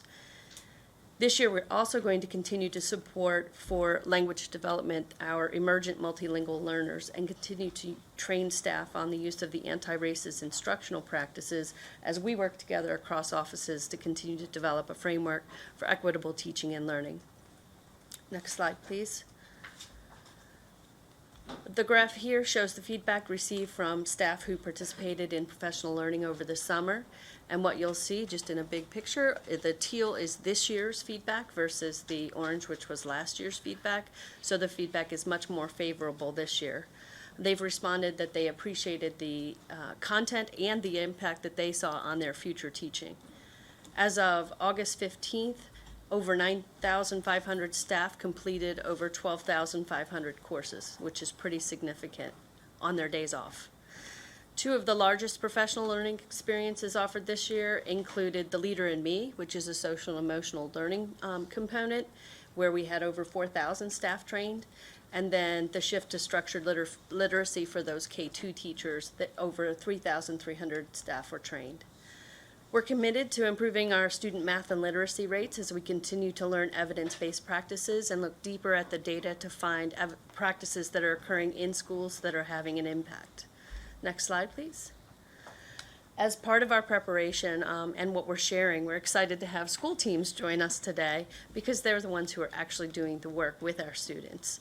I'm honored to introduce our first colleagues from our schools, and we'll welcome Principal Elisa Royal and Mrs. Rachel Mann, who is a staff development teacher from Oakland Terrace Elementary School. This incredible leadership team and their teachers celebrated their students' growth of 36 percentage points in mathematics last year. So we're excited to learn from them. Thank you, Dr. McKnight and board for allowing us this opportunity to share a little bit with you about Oakland Terrace. We are a special school because we are one of 6 TWI or two-way immersion schools as well. So as our students returned from COVID back to in-person learning, our leadership team really worked together to identify what the gaps were, what the needs were, and where we needed to start last year to really support our students. And a couple of the key points that we decided is, one, we really need to understand each and every child as an individual, who they are as a learner, and what their gaps were. As well, we determined that we needed to spend a lot of time at the beginning of the year understanding the type of learner that child was, so that we knew the best ways to impact and support and educate the children. And so that's what we really did. And Rachel is going to share a little bit about our planning methods. So I'm going to first start by talking about our quarter planning. So during our quarterly planning, teachers looked at the big picture and identified what skills and concepts the students needed to understand by the end of that quarter. Then teams looked at the standards and planned with the end in mind, anticipating potential gaps and misunderstandings, and then also determining which concepts would be taught in either English or Spanish, because we are a TWI school. We also looked at the required EOL assessment for that marking period to determine the highest priority standards. And then when we were deciding when to teach what, we wanted to ensure that sufficient time would be given to those high priority standards. At a weekly planning level, during weekly planning, teams identified what students should know, be able to do, and be able to say by the end of the week. Going back to what you were saying earlier about the language piece, that's a huge focus at our school, the oracy and the language development. Teachers then broke this down into concrete skills that built upon each other and discussed strategies and resources that would be effective when teaching these skills. Additionally, during weekly planning, teams identified what formative assessment data would be collected to create flexible needs-based groups, and then discuss the strategies that would meet the needs of each of these groups. Again, echoing what you said earlier, to help us ensure that all students were able to access the grade level standard. Because we are a two-way immersion school, there's also partner teacher planning. So the English facilitator and the Spanish facilitator are in constant communication about their students and their needs. So partner teachers also consistently met to discuss what strategies worked well the prior week and then incorporated those strategies into the following week. Bridging anchor charts were created by students and traveled between the classrooms to help make connections between English and Spanish. And this ensured that the instruction in each language built upon each other rather than being two separate entities. So that was what our processes were for our planning, but then what actually happened in the classroom, right, with our students. So due to our schedule with TWI, we needed to be flexible with how both our literacy blocks were structured and our math blocks were structured. And we needed to be creative when meeting the needs of our students while still following the curriculum.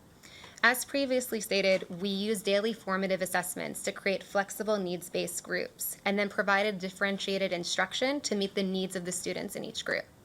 We focused on vocabulary, oracy, and bridging to make connections between the two languages.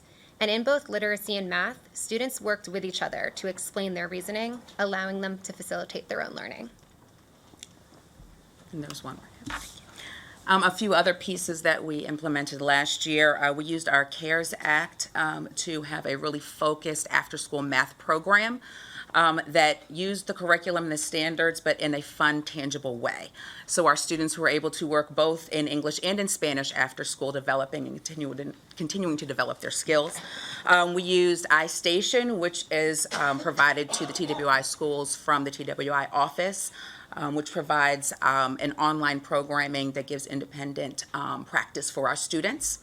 And then our summer school program, which is also a bilingual program focused on literacy and math to continue to develop the skills for our students in both languages. Thank you. Thank you to Mrs. Royal and Mrs. Mann. At this time, we would like to turn it over to the board for questions and discussion. Does anybody have any questions at this time? Ms. Evans? Yeah, so this was excellent. Thank you so much. The intentionality is very obvious. I love that. So tell me a little bit about iStation again. You said it was online programming. Was it specific because of The two-way immersion. Yeah. Okay. Yes, so iStation is an online bilingual program that was provided to us 2 years ago when we went virtual. And then we continued it this past year. And so teachers were using that with our students from K to second grade. Okay, thank you. I missed the bilingual portion. Okay, great. And I have a quick question. Do any of our other schools use iStation? Do we know that? Good question. I think we can. I apologize. Yes, we certainly can bring back that information. I saw that Ms. Hazel came up. I don't know if we know how many, but Ms. Hazel? Yes, well, we can get the numbers of schools for you, but all of our two-way immersion programs and some of our other language programs do have the opportunity to use it. Yeah, I figured. I just never heard of it before. I just wanted to ask that question, but thank you. Ms. Silvestri? Thank you so much for the entire presentation thus far. Principal Royal, I'm assuming that the things that you highlighted are what you feel have made the biggest difference in making the academic gains that you have made in the past year. And a question for Ms. Rubens is, again, we're always interested in system, not just a fabulous school here, but if we were to go to the elementary schools across the system, how many would we see some of these promising practices? What are things that everyone is doing versus things that the creativity of this staff have implemented? So, a fantastic question, Ms. Silvestri. I think key to our conversation yesterday, part of our collaborative work around teaching and learning and academic excellence between the programmatic side of the office and the school side will be how we're coming together coherently to take a look at those look-fors. So right now, we've spent the entire summer bridging that alignment. You've heard about the professional learning that's happened. We're now looking at how staff development teachers, who are a pivotal part of the budgetary component of our district, the investment that the system has made in providing a staff development teacher at every one of our schools who are fully released, what their professional learning looks like using our learning achievement specialists, and then what does the learning for our school principals and leadership teams entail.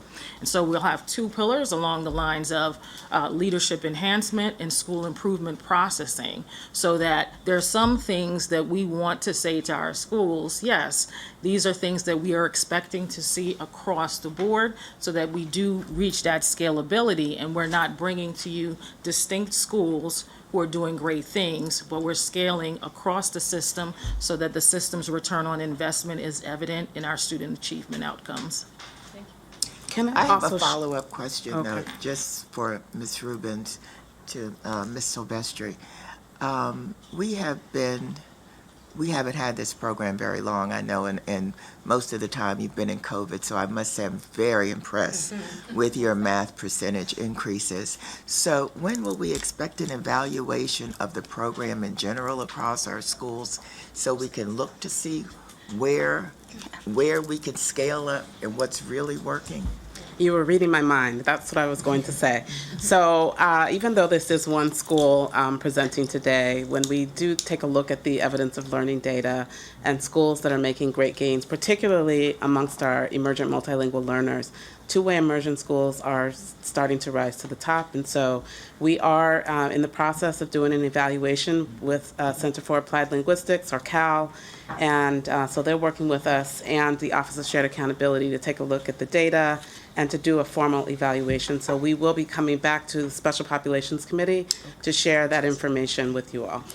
Thank you. I look forward to that. Ms. Harris?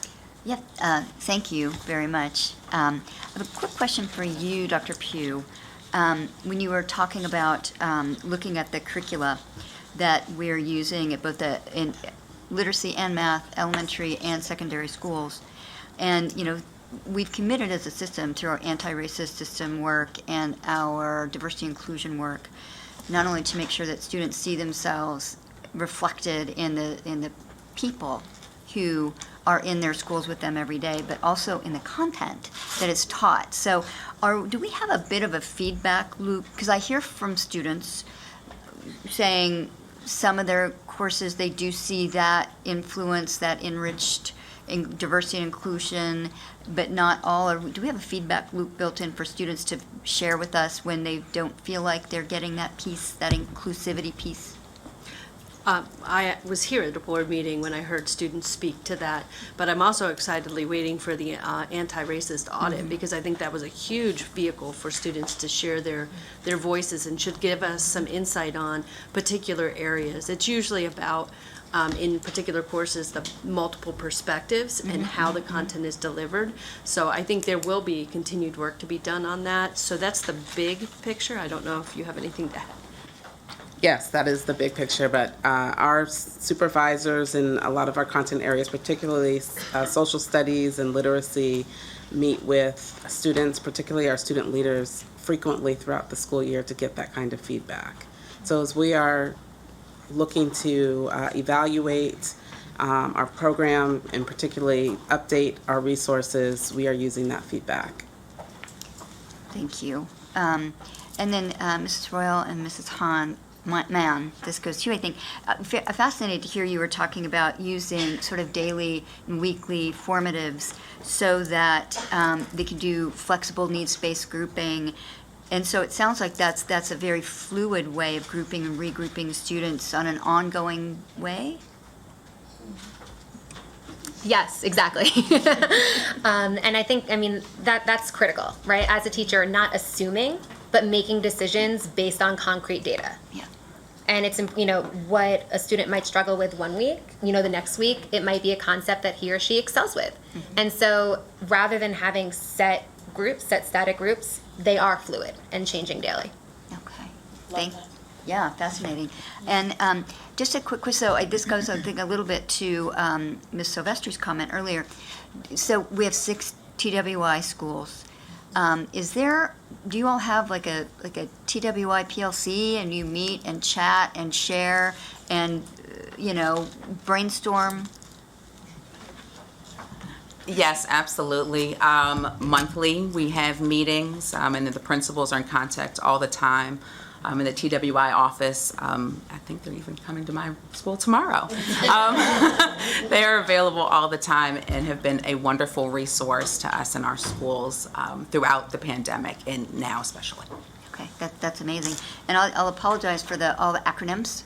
We're going to use this as an opportunity to plug the MCPS acronym guide and just say this would be a great resource at the back to school fair and our back to school nights for parents, because we are an acronym jargon heavy system, and this thing is 2022 and it's already outdated.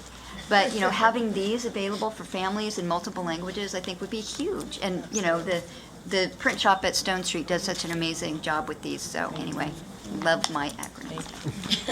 Thank you very much. Dr. Daka.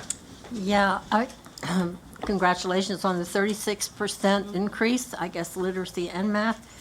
But how did you establish the base? What were you comparing? Just let me know that. So when we began, prior to the students returning that summer, we used the end of year test results to kind of identify the students that really needed support and extra supports. And there's a leadership team determined what students really need specific, maybe more targeted intervention and focus. So just using prior MAP and MAP-R, well, literacy would be MAP-RF for K2, MAP-R for 3, 4, 5, and then just benchmarking ourselves from, spring, and then seeing if they had any regression in the summer, during the fall, and then winter, and then spring again. Thank you. Dr. Joftis, are you finished? Dr. Joftis. Thank you. And thank you all again. That's awesome. I think this is actually for Dr. Pugh. So it sounds like the focus of professional development this summer has been on structured literacy and Leader in Me. So this is a conversation Ms. Rubin and I have sort of been having. It seems like then by default that these are sort of the two, what we're defining as being sort of the high leverage strategies for improvement, right? That because we're investing this time and energy in training our teachers around. Is that fair to say?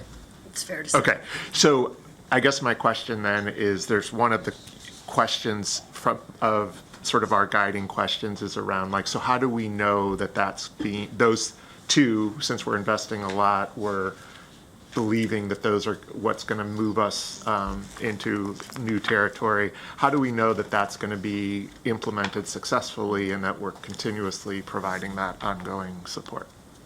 Thank you. Excellent question. Why invest in it if it's only partially implemented? And I think we learned a lot last year, the team did, about how to do the science of reading and how to do the professional development. Certainly one professional development in the summer is not going to help someone feel 100% confident with implementation. So the continued coaching and professional learning is critical to the ongoing. So we have to make sure, and we're still hiring people today, so we still have to make sure that those new people are trained, and that our staff development coaches and our vision between our offices is aligned so that what we're saying to schools is clear and possible. So I think you can do both, the wellness piece, and I think you need to do both, and it needs to be in an integrated way.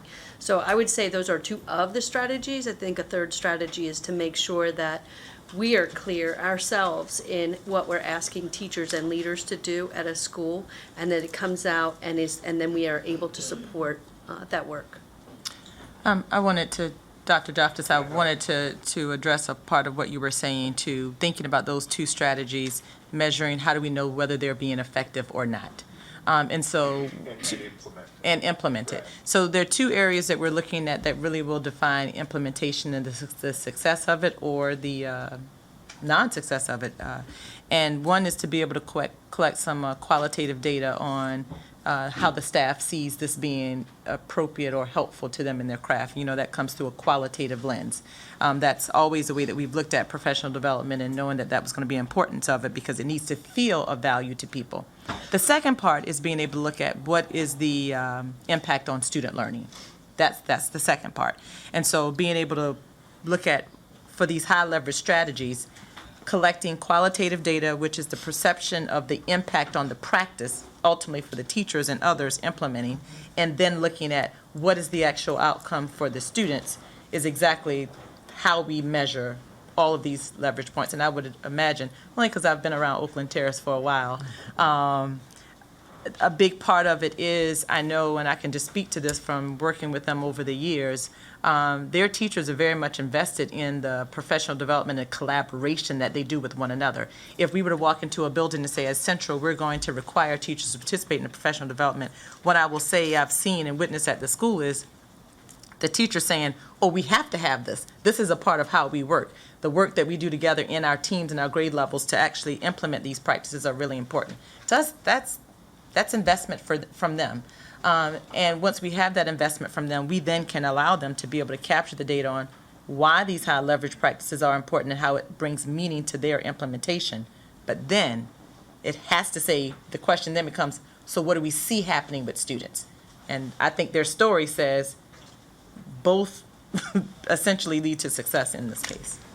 So And I appreciate that. And again, Ms. Rubin and I had a conversation yesterday, and this kind of goes to what Ms. Silvestri was asking about. But I guess what I'm looking for more, I mean, what improvement science teaches us, right, is more on this idea of if we've got one or two things that we've invested heavily in, that we're not only getting sort of that qualitative perspective data, which is important, and the impact on student learning, which is obviously critical, but that we've also got some markers of implementation.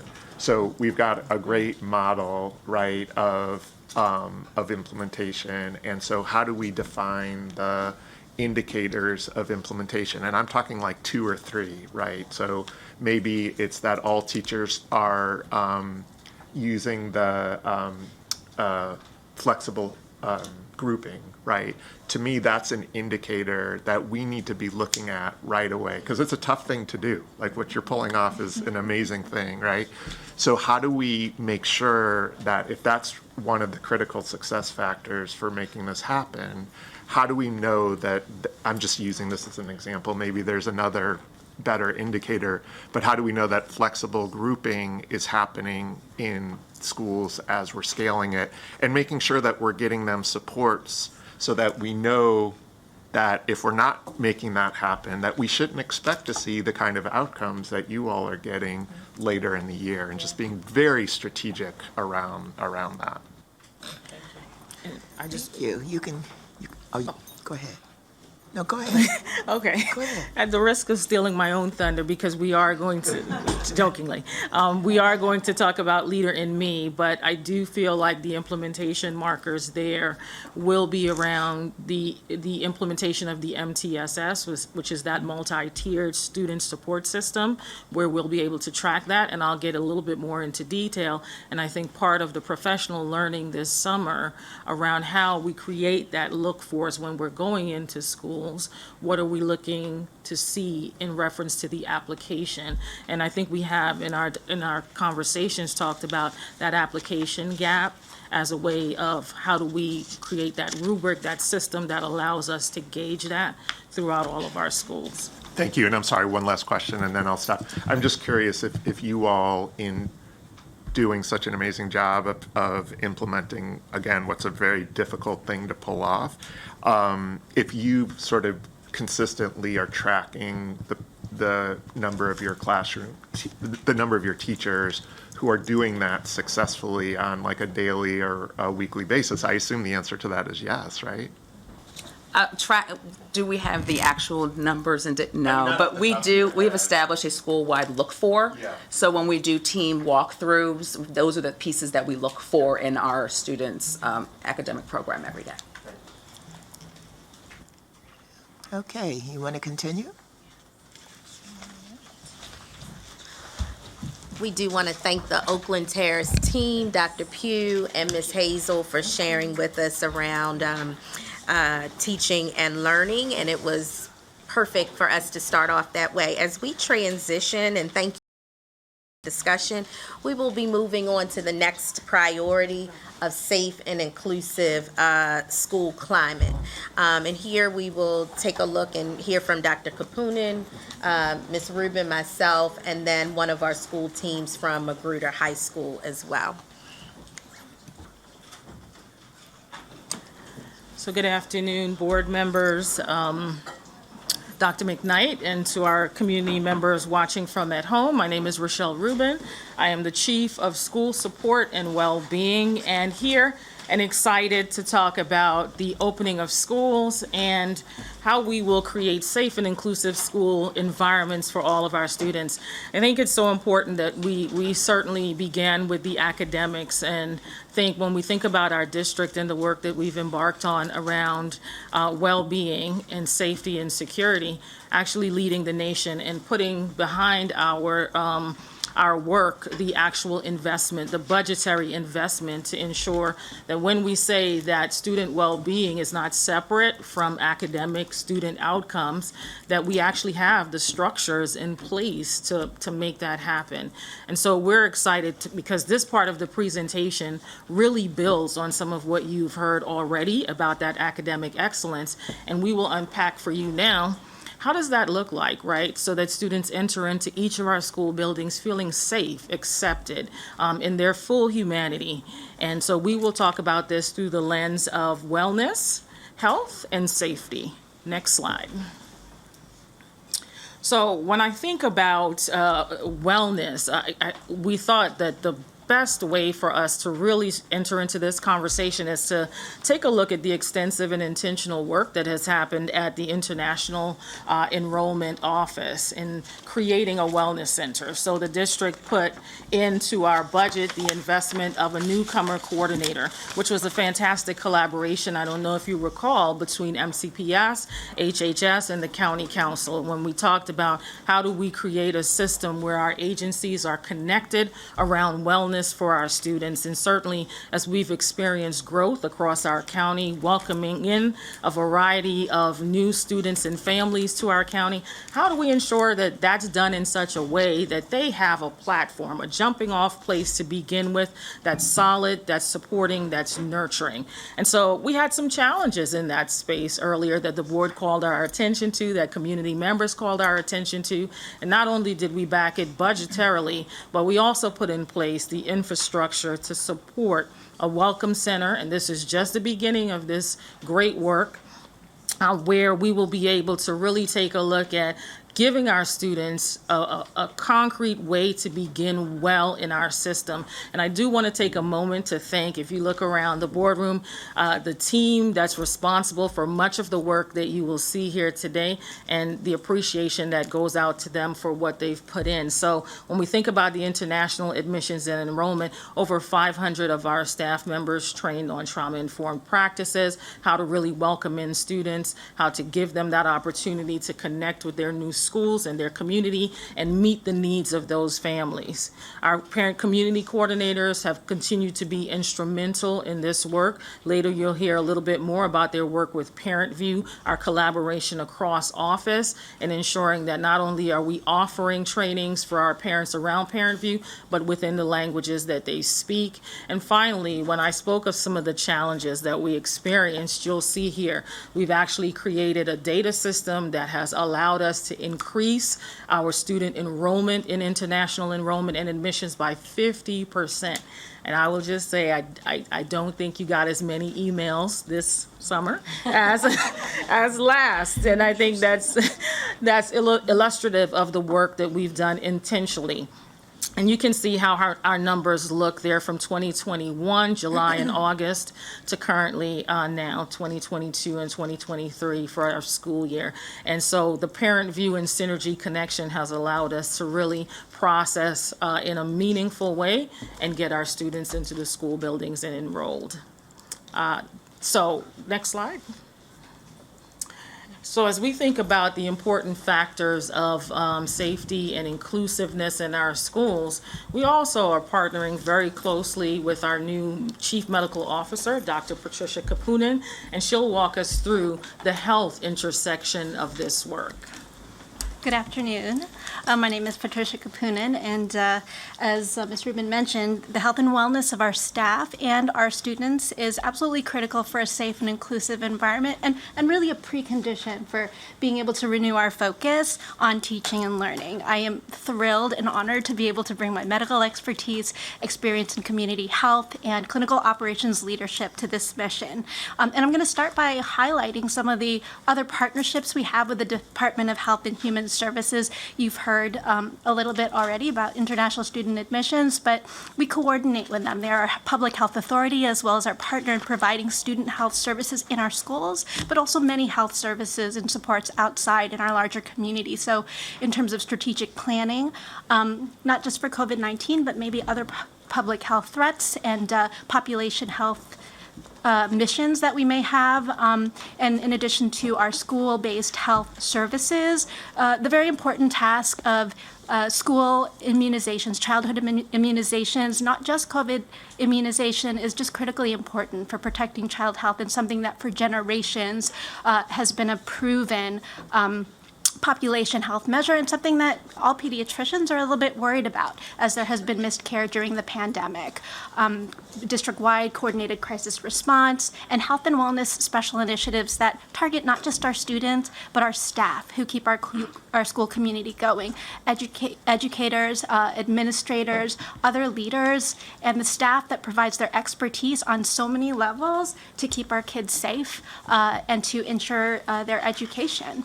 And two other things that I'll point out are that these are all collaborative efforts. So partnership not just with DHHS, but strong internal partnerships like our school readiness community and the community partnerships we have with our most important stakeholders. All of this takes a village. So I'm showing you a bunch of different things just to show you that it's not just about COVID. It's about a comprehensive health strategy for our school community, and everybody works together towards this mission. So I'm happy to join as a medical officer, but happy to partner with everybody. Next slide, please. I will talk about COVID just for a little bit.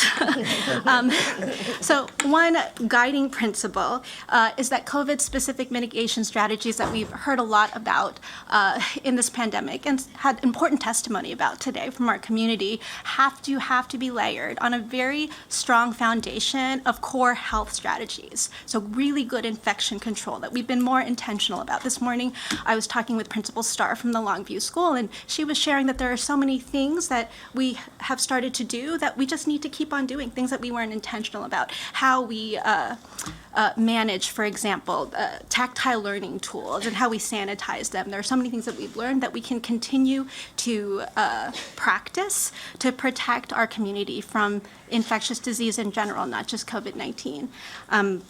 The systematic and intentional attention that we have spent on ventilation, indoor air quality, the way we systematically clean and disinfect our schools, these are all a strong foundation of core health that we will be doing all the time for good infection control, as well as teaching our children healthy habits, right? Covering your cough.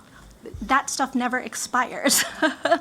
Washing your hands, and most importantly, staying home when you're sick. So all of this happens on, all of the COVID stuff happens on this good foundation of infection control that we've been very intentional and systematic about, and that we will continue to engage in to protect our school community. Next slide. Onto COVID-specific mitigation strategies. So on top of this very strong foundation of infection control, we need to be flexible and intentional about this multi-layered process of different strategies that can flex to changes in risk, both locally and on a broad level. Implementation of these measures, especially broad implementation, needs to take into account many different factors. So we had great testimony today from Mr. Thess and Mr. Thomas and the MCCPTA on universal masking. So I'll just take a moment to address that. Last year, we spent $12 million in COVID mitigation supplies, and that's not just counting human effort.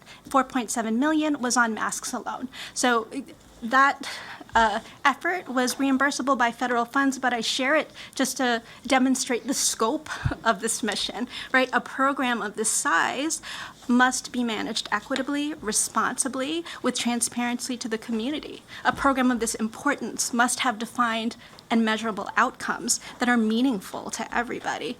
A program of this importance must be nuanced in terms of how we are able to decide when certain strategies are important, both locally and both broadly. One thing that came out in our input from our community today is that even at medium and low risk levels, there are going to be situations that we need to define and hold ourselves accountable for, in which masking and testing are going to be recommended and required. And even when the community risk level is medium, there are going to be situations that we need to recognize early and say, this is when we strengthen our recommendation or start to require a certain mitigation strategy. So it's not an all or nothing decision. This is a complex program in a large system in which we need to define more specific levers for how we use these strategies at every level, and not just broadly with broad mandates, but also in a more focused way, even at the lowest levels. If that makes sense. And I'll point out just a couple of things, because I know that the CDC updated recommendations, which we received about a week and a half ago, are hot in the news. Vaccination remains important. It's not on the slide, but it is a proven way, vaccinations and boosters, to reduce severe disease and the overall burden of COVID-19 to a school community. But on top of this, we have good guidance in terms of how we manage cases and respond to outbreaks that come from CDC, MDH, and the MSDE. You've heard a lot about quarantine being discontinued, and what that really means is that vaccination status is no longer a consideration when we're managing testing, masking, and isolation or management of actual cases. It doesn't mean vaccination is important, but vaccination status is not considered when we're looking at these other types of measures. And in terms of testing, the fact that the CDC has not recommended universal screening for everybody does not mean that testing is not still important, only that we need to be strategic about it and really more thoughtful about what our high-risk situations are. I'll close, and there's more to come. So in our recovery guide, we put out a base plan. But, in medicine, we talk about implementation science, which is the space between a vaccine and a vaccination.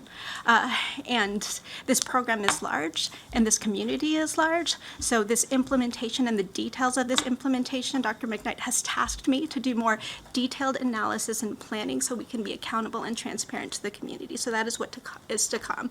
COVID-19 has not left us. We are thrilled to be able to renew our focus on equitable teaching and learning. But we have more tools than ever to help us be preemptive, proactive, and prepared. And with that, I will turn it back to Ms. Rubin, who will talk a little bit about contingency planning. Thank you, Dr. Kapunen. So key to what we hope, next slide, that you're hearing from us is infrastructure, alignment, return on investment, and then certainly impact. What does it mean for our students and why? And so as we think about the health and wellness component and how this plays out, as Dr. Kapunen said, COVID-19 has not left us. Certainly ensuring a safe and quality teaching environment for all of our students. So our contingency plan for schools remains intact. We were able to develop that last year, where we have a concise staging of what happens should we face circumstances that change. And that stage one is essentially school continues as normal. 5 days a week, in-person learning for all of our students. Our stage two involves individual schools going to virtual. We've developed an entire database that allows us to look across our system from what's happening inside the classroom at that teacher level to transportation. We then have a process where we work with our schools, directors, associates, chief, all of us working together to determine, well, what do you see on the ground and does anything need to change? If we need to move to a virtual platform, and then finally that stage three, which if there's a system-wide reduction of capacity, what we need to do for that. So we've built this into our everyday working mechanisms so that there is no need for us to interrupt teaching unless there's absolutely something that calls for that. Next slide.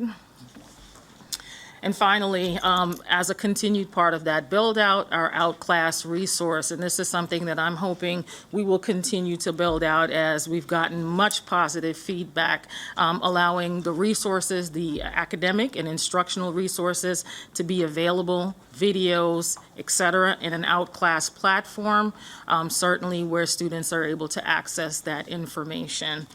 And so with that, another part of our wellness has to do with nutrition. So at the next slide, I'll have my colleague jump in. Ms. Edwards. Thank you. Yes, that's me. Thank you. As we continue to think about the wellness of students, and we heard a lot of testimony today, and the board opened up conversation as well, we know that food is a critical component. We do service our students through breakfast, lunch, and supper, and we have been on a campaign this year to be able to collect farms applications from our families. So just overall, we have gained about 14,571 farms applications this year in comparison to last year at this time where we had about 8,900 applications. And then the previous year at this time, we were at 4,800 applications. That's critical for us from the standpoint because we have really leveraged our community partners, working with our PCCs, PPWs, as well as our principals, and we will be at the back to school fair as well, being able to promote that opportunity. In addition, we continue to identify farm students through direct certification and the Medicaid match pilot. So that is another entrance point for us to be able to gain that information. One new piece I do want to highlight for the board, if you take a look at the screen, you'll see a small space where teriyaki, edamame, and broccoli noodle bowl. We have some new options that are coming forward this year, and these were just feedback from our students through tastings that we've done across the county. Our goal with this, we want to have signage that's available for students to be able to see. It shares with them the different food groups that they're getting, because around food, it's just not about eating it, but it's about the nutritional value. And yesterday we were in a session, it's like, it's cool to eat good food now. So we want to make it fun, but it's really based on that feedback. So this is signage that will be available in all of our buildings that students will start to see. And it's a conversation that we can start to have as they actually enter into that space. The board also highlighted earlier a policy JPH, which talked about how we will look at meal debt forgiveness and really being able to open the opportunity to offer meals and full meals to students who may not have funding and or may not have applied for free and reduced meals. And so as we continue our quest and really focus on student wellness this year, you've heard about COVID-19 and our work with DHHS, in addition to really thinking about how meals play a significant role in this component. And Ms. Rubin will share next in terms of how we have worked with our social workers this summer to really gear up. This was a key component that we talked about during budget season that was really important to be able to provide social workers for our schools as well as other areas to really gear our staff up to be able to support the community through the lens of wellness. Thank you so much, Ms. Edwards. So if I can have the next slide up, please. I think everyone is familiar with this graphic that we've used to really highlight the significance of mental health and social emotional well-being and safety and security. Next slide. And so this was a distinct investment, and I can't really say enough about the work that this team has done. Certainly, I feel the need to just give a big shout out to Ms. Shauna K. Jarambi, who has really led the effort around the social work in our system in Montgomery County Public Schools. All 5 of our 25 high schools have an assigned social worker. They engaged in extensive training this summer around trauma-informed care, restorative justice, social outreach network, partnered with HHS. They have a big binder, if any of you would like it, that she provided me. I've been reading through it. It's excellent about the training that's occurred. Having that social worker leader to talk about hours and how we continue to build out this work in our system. And then not to mention the coupling of that with the new MTSS platform that will be built that will allow us to track through Synergy, though the implementation, of supports, as well as what happens when it doesn't work. What are we doing for our students, being able to identify those students and really being able to put that data side by side with academic data to understand fully who are our students that need that extra support and what we need to do to provide it in our school system. Next slide. And so the Leader in Me social emotional curriculum, you've heard about our discussion to really bring about coherence with this. And so in listening to some of the feedback we received throughout the year from teachers, board members, you were well versed with teachers having some concerns around the curriculum itself. And there's been extensive work done all summer long around how we can improve this to meet the need using distinct feedback that we received. So the team has worked side by side with MCEA stakeholders to make substantive changes and revisions to the lack of cultural proficiency, which was highlighted in that particular curriculum. Collaborated with shared accountability to really take a look at how we will evaluate the implementation and what students are getting out of this particular curriculum. A focus, just to give you an example of some of the things that were included, looking at using appropriate gender identity. The inclusion and highlighting acknowledgement of LGBTQ plus families and experiences and voices, and a variety of other ways in which the curriculum was analyzed. As you can see, we've made great progress in our district in terms of how many of our schools that cohort 1 has already gone through, cohort 2 now, and then our final cohort will cover our entire district, all 209 of our schools in the district trained on this. And it isn't the only options that schools have, but it is one that we will look to refine to ensure that every child has access to some level of social, emotional, proactive support instead of reactive, where we're looking at how do we address an issue, how do we stop it before it even begins. And so at this point, we're going to turn it over to our safety and security component of the Safe and Inclusive Schools. Yes, that works. So our approach to safety and security this year is really built on a lot of Our approach to safety and security this year is really built on a lot of the feedback that we gained last year. Feedback from our SSSW. We also have feedback from multiple stakeholder groups as we went about building the CEO 2.0 MOU. And you'll hear today more about what we've implemented and what we hope for the future. And then, of course, the collaboration with SWAG. We also have the data that we have from our schools. We also have the feedback that we've received from our community. And what we do know is that last year, some of what Ms. Rubin shared was that we were presented with some social emotional components that our students output within our school community. We come to this together looking at wellness, but also the safety within the school spaces. So we are approaching safety and security within our schools through 3 lenses: being proactive, being preventative, as well as being prepared. And so a lot of what you will hear is how we have prepared for the summer to come into this school year. And one of the key components, especially as we were going through the budget season last year, was really thinking about the staffing and the needs that were needed within those particular areas. We have increased staffing within safety and security in a couple of areas at the central level. Our cluster security coordinators who actually support each of our different clusters, we've gone from 6 to 9. And in going from 6 to 9, that's decreased their caseload from 35 to 24 to be able to have a larger presence within those locations, increase the response time, and really build those collaborative relationships and work side by side with many of our schools. In addition, we've been able to hire 12 rovers, and that's new for us as a district. Our rovers will support our elementary schools where we don't have security assistance in those locations, and they will be able to build relationships with students, be able to support many of the needs that we were hearing from our elementary schools last year, and have someone that can be on site without taking away from the secondary schools.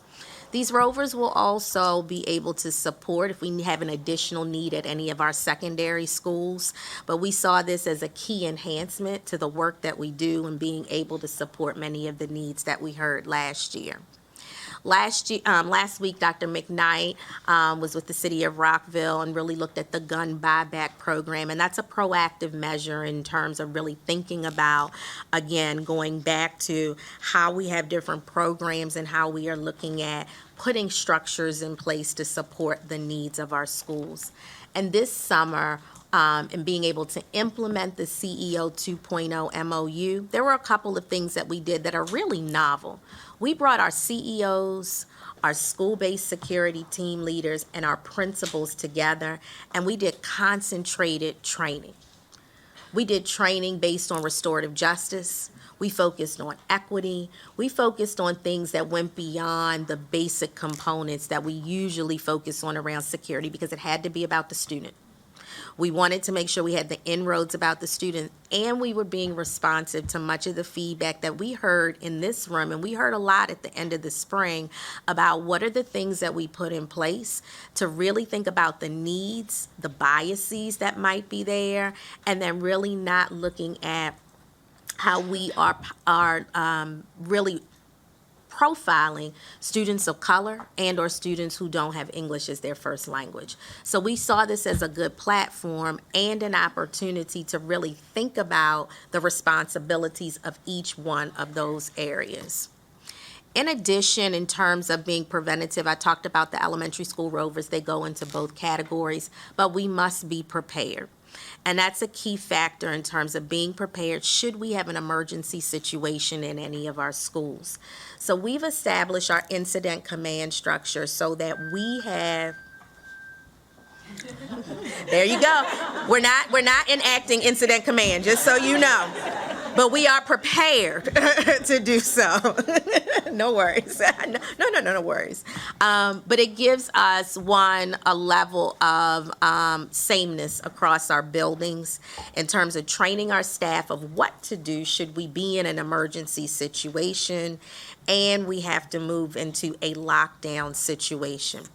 Aligned with that, we are working with MCPD on an MOU to institute a key fob so that our police department will have a key fob to get in our buildings. And that was something that came up on the heels of Uvalde, Texas, and we see that as a key component. And lastly, over the summer, there was specialized active shooter assailant training for MCPD SWAT. And I know this sounds like, wow, this is exciting. Wow, this is exciting. But it provides us a level of, training that the SWAT team will have. They know the layouts of our buildings. They're being able to communicate with our staff. And in addition, it gives the practice, should we ever need to, again, being prepared, enact this within our school building. So this summer has really been about putting the structures in place, training our staff, and throughout the year, we will continue to gain information from our security-based staff and our principals to see what the needs are, as well as continue to monitor the data and be nimble within this particular area that has been so critical, but do it in tandem in terms of with wellness. For this, we did bring our school team from Magruder to the table today, Dr. Lee Evans, as well as his security team leader, Ken Nelson. We thought it was important that you hear from both, primarily because they experienced the training this summer, the CEO training with the team leader as well as the administrator. But the other part is not one does this alone when we think about school safety within the building. The administrator, as well as the team leader, staff, and students all work together. So with that, Dr. Evans, as well as Mr. Nelson, thank you so much for being here today, and I turn the mic over to you. Well, thank you, Ms. Edwards, for that wonderful introduction. And good afternoon, President Wolf, members of the board, and Dr. McKnight. I certainly do appreciate the opportunity to be here and share a few thoughts around our preparedness, not only as a school, but perhaps what I've witnessed as a school system when it comes to school safety and security. And I believe, like many of you here, that school safety and security is the paramount concern, especially if we are going to look at creating and maintaining, academic excellence for the growth and development of all of our students at every grade level. So inherent in that process, and I believe Ms. Everett's talked about this in terms of prevention and preparation, but for us, and we had a process in place, prevention, intervention, and trauma maintenance. And when we had the incident at Magruder, of course, we were prepared in many ways. And I would just suggest to the board and also to the larger community not to perseverate on the perception of negativity with this, because there are a whole lot more things happened that made that a successful operation than many people would know unless you were there. So I think that we have a lot that in our school system that we're working on. The conference this summer certainly was an excellent first step in bringing together those resources and galvanizing, certainly around human resources, and looking at the training that we had at Magruder and Silver Creek Middle School. Those were excellent steps in terms of putting us and law enforcement in a position to better respond to these emergency situations and what seems to be proliferation of weapons in our society. And so this is enormously frightening in many respects when we look at Uvalde, but we don't have to go to Uvalde. We can go all the way back to Columbine, Parkland, and Newtown. All of these were warnings to us as to what was on the horizon. And of course, Columbine was so long ago and far away, but it is important and incumbent upon us to look at these factors as we prepare, as we try to prevent, and as we try to provide, maintenance to the trauma that our students and staff experience. And for me, that was almost immediately following this incident. And I met on a weekly basis up until the end of school with Ed Clark and Dr. Connolly Chester to find out what I could do better to work with the social emotional well-being and after effect of this incident with our students, but also moving forward for the next several months and closing out school, as well as with security, because we obviously missed something. When you have a ghost gun and a targeted shooting, we're preparing for something very different with the shooter on campus. So in looking at that and taking advantage of every opportunity and to learn from that, and a lot was learned in terms of communication to parents especially. And I think that for me and for my staff who perform marvelously, I think in that is having a team that can respond without instruction in an emergency situation is not only a resource, but it's a gift. And so, but looking at this, there's some things we need to do and need to do much better in terms of communicating with our parents so that they fully understand and trust that every effort is going to be made to secure the safety of their children when they come to our schools. There's a lot left to do. And using the human resources as we did with the conference at Walter Johnson, and certainly communicating with every principal at every level because they know better than anyone what the daily operations in their schools involve. So those are two key communities, parents and principals, that I think we need to really galvanize some support and strategies. The other thing I would submit in the time that I have left is to examine the technology that's available that's going to put us in a better position to do this work in the best possible way. So I think given that and looking at what we have done, and I would again say we've done an awful lot. We had one incident where in a school where it was a shooting that took place in the years that Montgomery County Public Schools has existed. And in spite of some of the negativity and the undercurrent that exists, I think that there's an awful lot to feel good about. And moving forward, we have to keep those things in mind and build on what we've already done and learn from, the things that didn't go as well. And there's some things there. So I would just simply submit to the board that while, we have something left to do and there are going to be some difficult days ahead, we ought to look at the things that we do well. My student will be coming back in August to go to school. And we met with his mother and his grandmother, and there's some cautious optimism there. And we had to set up a special schedule for our son, but she appreciated what was done, certainly by the school staff, but moving forward, what we were willing to do to put her in a much better position and in terms of what she felt about the education of her child in Montgomery County Public Schools, and Magruder specifically. So having said that, and talking about that student, I will turn it over to Mr. Nelson, who was chiefly responsible, along with our school nurse, for saving this young man's life.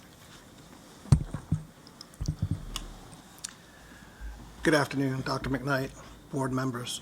I want to first state I apologize for any slight hesitance. I don't like to be the center of attention, especially amongst the group here before me. But I'm here to speak basically on the impact of the new training and how I think it's going to affect Montgomery County community as well as the system at large, as well as the implications that the training have on our jobs directly. I believe that the new training for MCPS security members will now be a more proactive in understanding student behavior, health, and well-being, allowing for more transparency while interacting with all stakeholders. I see this as a positive impact because staff of MCPS security now have the tools to better understand the current state of mind of students, staff, and the community. Some of these tools that we use are put in place after the incident took place was additional infrastructure assessments. We now currently have a front foyer greeter, monitor, and someone that monitors the cameras throughout the entire school day on a daily basis. We've added additional camera placements in areas that were not previously recorded or captured throughout a school day. We put forth a request for additional PA system around the entire building and not just in key office areas. We've also had addition of a golf cart to allow us to conduct a proper and complete assessment of the school property, not just what's inside the building, but its exterior, its boundary, its tree line to the communities in close proximity to the school. After the after-action report was submitted, we also took advantage of the training that was provided, such as the behavior threat assessments, allowing us to have a more in-depth understanding about what takes place with our students as well as our staff. We learned better understanding for de-escalation training, social media awareness and handling, as well as many other trainings that were provided over the school year. In regards to the implications of the training, one of the things we found out was regarding the recent security training sessions that have been taking place within the MCPS since the incident back in January, they have been invaluable. The training has brought awareness, accountability to every aspect of the job. Some of that, as I indicated before, was tracking threats across social media platforms. This allows us to look at images that are shared among students with the staff to allow us to look at certain visual pictures to allow, is there any safety issues that we may see within those items? It allows us to dig deeper into that. Assessing all factors of social media emotional health and well-being, understanding issues in and outside of the school system, what's taking place at home, how are students arriving from home, and what are those issues. And it also allows us the ability of building a stronger position of trusted adults within staff, students, and the MCPS community. The training conducted by the Montgomery County Police Department at Magruder High School has given me a peace of mind and a sense of security. I know that the next time such a situation ever repeats itself, not only will help be on the way, but those arriving will have a complete layout of my school, allowing them to assist with quicker response time, which is in turn allows us to expedite a smooth parent-student reunification. I also plan to use every tool provided during the past week to have a more robust safety plan which will allow my security team and I to remain consistent in our procedures while we build relationships with staff and students. It has shown us that with a proper mindset and vigilance, we could all come together for the betterment of the students, staff, and the MCPS community. Thank you. Thank you, Team Magruder. We appreciate your presence and your perspective. And so, Board, we will finish out this section here around safe and inclusive schools by focusing on facilities. And just to give you an update on facilities on the next slide, We did perform approximately 240 construction projects this summer. I am pleased to announce that we did add one beautifully designed and wonderfully led school so that we go from 209 to 210. And to say it like our principal says it at the school, the Harriet A. Tubman Elementary School. Very happy to open that school, and that has space for about 670 students. And we did a complete reconstruction at Odessa Shannon Middle School. So those are our Odessa Shannon is a new building. Harriet Tubman is brand new to us. In addition to preparing for the coming year, we did focus on air quality to go back to some of what Dr. Kapunen shared regarding COVID-19. And we begin this school year meeting and/or exceeding those federal, state guidelines related to air quality in schools with some high efficiency filters in all classrooms and approximately 700 air cleaners throughout the district. What I am excited to bring to the board today, and we have this later in consent items, we have a consent item that will allow us to monitor the air quality in every single one of our classrooms. This is new for us, but it brings a level of safety, health, well-being, and wellness into our school buildings that we have not had before. And this was a real partnership from work with our parents as well as our communities and our students. We will have that hopefully rolled out no later than October. The last component, just to bring about our facilities, is we have debuted a new work order system, which increases our transparency, our work with the communities, as our work with schools. And this will give us an opportunity to be able to track response times, see what's coming in.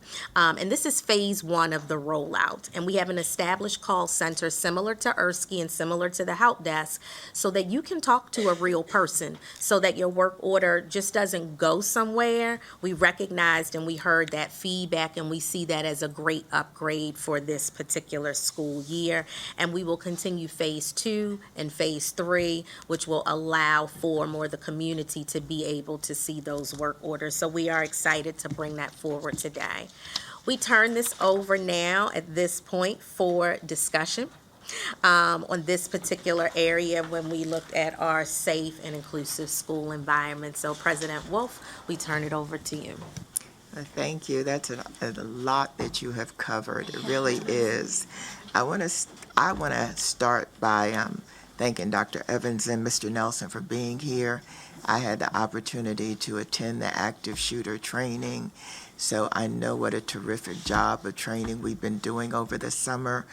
I do have a couple of questions, though, based on what they said, and it doesn't really concern your building, but you mentioned the addition of cameras in areas not previously viewed. And I do understand the importance of getting that in Magruder because the community has already been impacted, but I wonder about our other high schools in particular. We did receive funding last year through the budget to look at cameras for our elementary schools. So we are going through the process at this point to see which schools have those, have cameras and are in need of cameras.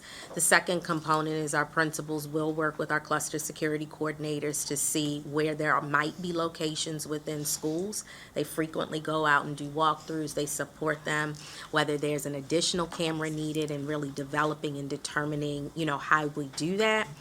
And or if there's a camera that may need to be relocated as well. And so when can we expect that to be completed? Because I'm particularly concerned about our high schools. If you allow for us to bring that back to the board, President Wolf, I'm thinking around October. We will go through in September, and then we can compile it and provide an update. Okay, and one other thing that came up as I was walking through Magruder is that the police are not always able to communicate with each other, and I understand that you had done an assessment of, of them being able to use their cell phones in the building. And we know we need to boost this in some of our buildings so that they can communicate effectively. I talked to Ed Clark, who said that he had done an assessment. You remember that? And I wanted to know the status of that because I never received anything on it. And I'm very concerned that the police be able to communicate within the building. Mr. Clark, do you have additional information regarding that, or do we need to do a follow-up? It's not just Magruder. I'm concerned about all of our schools, buildings. absolutely. Yes, ma'am, I do. We're working in partnership. Come on down, yes.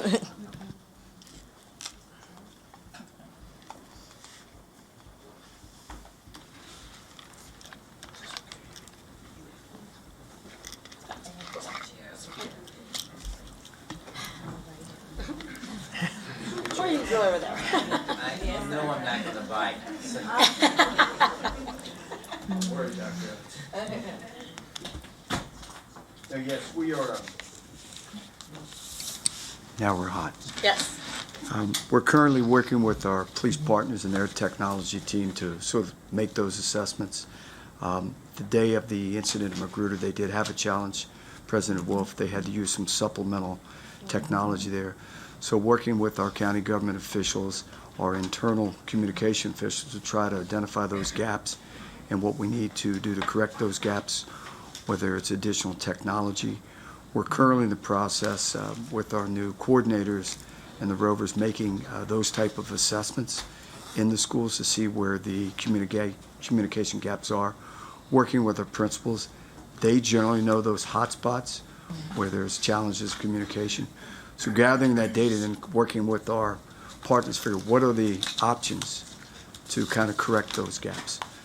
Because we do know communications are challenged in a critical emergency at different times. But when we were at Magruder, you indicated that you'd already done an assessment of the buildings, and that's why I was a little surprised that communication wasn't working within that building. So where is that assessment?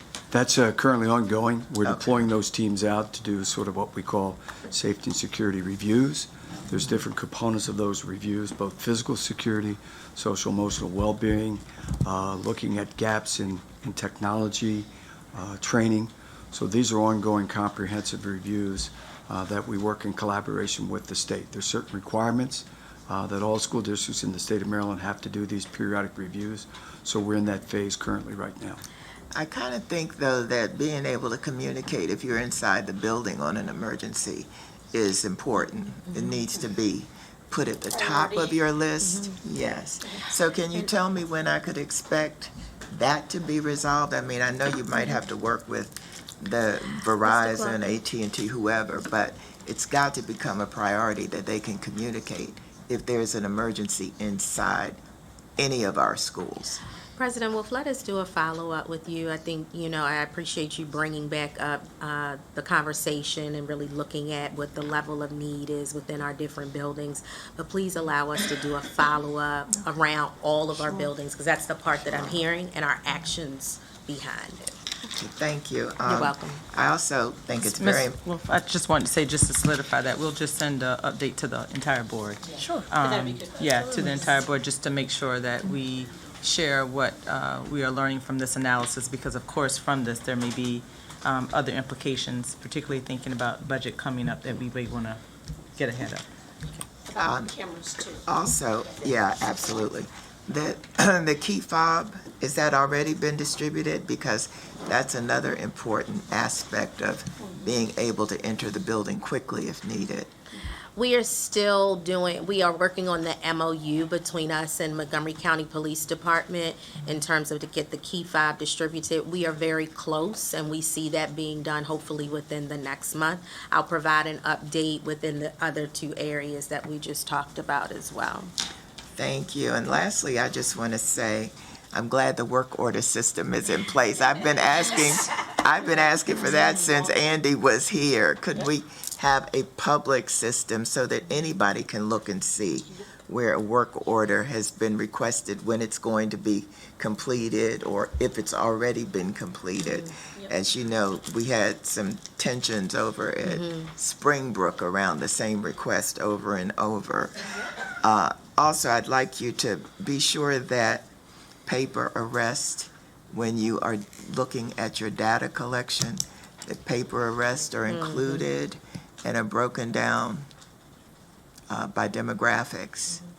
I'm very concerned about that issue because, we do have a number of people that are still concerned about the number of minorities being impacted. And while I don't know that I agree with that anymore, and I believe that our data does not really support some of this, I do think that this is a weakness, paper arrest, and we need to monitor that closely. So I can provide an update on that, President Wolf. Paper arrests are now being termed as a referral to DJS. And we have partnered with Montgomery County Police so that any student that's receiving that referral to DJS comes through our diversion program, which has been set up in student services within the Office of School Support and Wellbeing. And because we're going to try to digitize that, we will be able to track the ethnicity, race data for you as well. We're doing that ourselves or relying on the police department? So the police department no longer are referring to it as paper arrest, and maybe Mr. Clark can talk about that. They get a referral to the Department of Juvenile Justice Services, and then we are connected with them now so that once they're doing that, we have that information in-house as well. We have built out our diversion program, and we will be able to have ethnicity, race data as a result. I think it's important that we collect our own data to be sure we're getting what we need in order to make an assessment about what's really going on. Thank you. Do I see any other lights? Mr. Kim? Yeah. Oh, I'm sorry. Go ahead, Mr. Clark. If I could just provide a little update on the Key Fob program. We are expanding the Key Fob program. We've had a Key Fob program in place for the last several years with Montgomery County Police. Because of these ongoing tragedies in the community, that program will be expanded to all allied law enforcement agencies. So we're just updating that MOU. So we're expanding rapid accessibility for officers throughout all law enforcement agencies in the county. In the event of that critical emergency, they will be able to get into pre-identified access control doors. Okay, thank you. Mr. Kim? Thank you again, Dr. Evans, Mr. Nelson, for your continued efforts in the Magruder community and the school system at large. So much great news around health and wellness and food and nutrition services that I know students will be really excited to hear about as we enter this school year. I did want to ask about kind of the alignment between some of those COVID-19 mitigation steps and the contingency plan developed in the past year. You spoke briefly about the role that face coverings and PPE will play, the role that screening and testing will play. I wanted to kind of hear about if we can anticipate anything about conditionally introducing mask mandates again, or what testing will look like in the next year, just kind of the status on those pieces. Sure, absolutely, and thank you for your question. As I mentioned, COVID-specific 19 mitigation strategies will be layered on core health strategies and applied in a multi-layered, flexible way.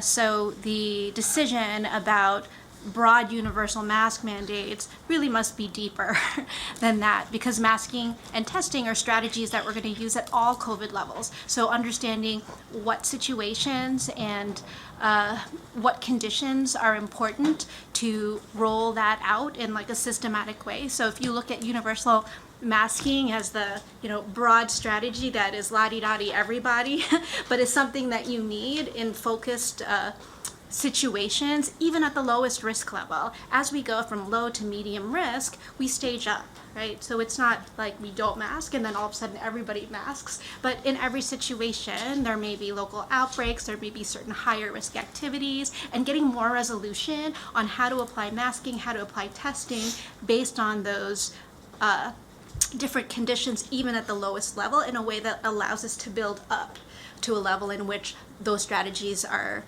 approved more broadly. So in the CDC guidance, if you read it every day, like me, there is at the very end, there's a list of factors that can influence decisions about how we implement mitigation strategies. Things like someone's risk for serious complication due to COVID-19, the age of the students, and just different factors that you think of have when you're protecting people and their health. So the conversations that we are having now are more in-depth conversations internally about where are the spaces, the places, and the people where we need to apply these strategies at every single level. Or as we stage up through community risk, how do we broaden in a systematic way using this structured, comprehensive framework of factors that have been identified for us, and that we may, in our conversations with the community, identify more gaps or more situations. When we hear testimonies from our community, they're coming from places of need, of resource gaps, and those are important conversations to pay attention to because they will help us embrace how we need to roll these strategies out in our community. Does that make sense? More or less. Thank you. Ms. Silvestri. Thank you. I wanted to start out by saying lots of information, all great. We're in a good place to start this fabulous school year. I did want to thank you for the update on the International Student Center. Ms. Harris and I had a chance to visit this month, and so very pleased with the improvements, and the wave is coming. We see them in September, October, November, so thank you for creating a more welcoming space for them. And thank you to our Magruder team for the role that you play in keeping our students safe. Safety and security is everyone's responsibility. We all have a role to play in our schools in keeping our students safe. And I'd like for us to think about our students know who's having a crisis. Our students know who's posting stuff. You do too now through the social media monitoring, but they're seeing it live as it's happening. So as much as we can to build it into our social emotional wellness approach, that it's all our responsibility. It's not snitching. You're reaching out because your friend, your classmate needs help. So I'd like for us to take that approach, see something, say something, but not in a punitive way, but more of a wellness approach. Well, I think, if I can speak on this, and I think that's inherent in the Leader in Me training. That really is a vehicle for empowering students, helping students understand that they have a responsibility and accountability to do the work of making themselves safe. But doing this in a way where they feel very, very comfortable in who they are, and not being worried about who they're not, and not worried about the peer pressure, but understanding through their own power and acknowledgement that I can make a difference, that I have a place in my own life. And the Leader in Me training that's in all of our schools now is a good vehicle for starting this process of getting them to be fully involved in their own education and safety.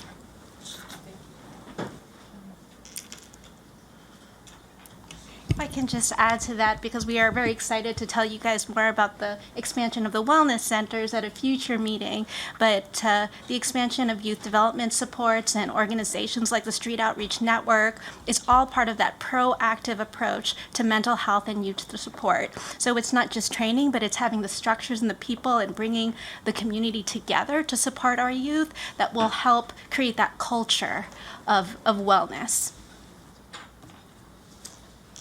Can I just follow up on your comment, because this came up yesterday in my visit to Fox Chapel? The wellness centers, are they fully staffed? They're questioning whether or not HHS actually has enough people to staff all the wellness centers. So as that effort is being led right now by DHHS, they would be the best ones to give you a more detailed update, and we're happy to help you with that information. I don't know if you could find out, or if somebody could find out, because the nurses are questioning the availability of nurses to cover a wellness center at all of these schools. And so if they're not being covered, who's going to cover them? We'll do a board follow-up just to be able to provide that information to everyone just around the status of the staff at each of the wellness centers. And thank you for raising that, President Wolf. When we first started the initiative of implementing wellness centers in Montgomery County, we actually started out saying this is going to be a necessary collaborative effort. We have the students and the families who will come into these wellness centers to receive the services, but we said up front, this is a staffing piece that Department of Health and Human Services will have to incorporate. As a matter of fact, as we were preparing for implementation, we went and had some meetings together at County Council. Some of the advocacy from Department of Health and Human Services was to really think about implementation in stages so that the staffing would be considered appropriately so that the wellness centers would be able to offer services.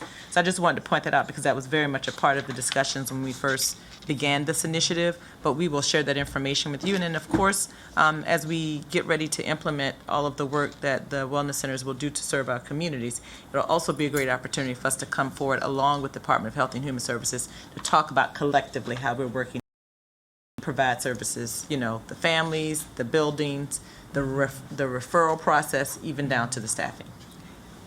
This is very important because if there's advocacy needed on our part, then I think we should know that we need to also be up there advocating on behalf of getting staff, because it's also well and good to give us wellness centers, but if nobody's in them for our students, it's not going to be very helpful.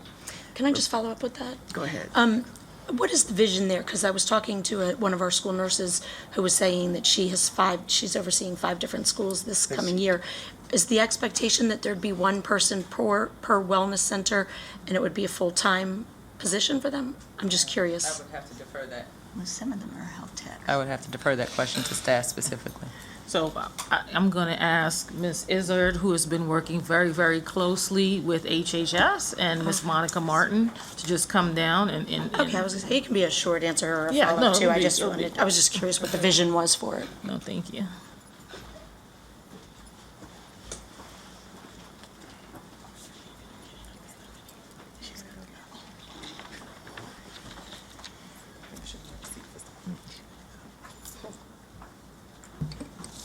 Thank you. It'll be a short answer. Thank you, President Wolf and the rest of the board and Dr. McKnight.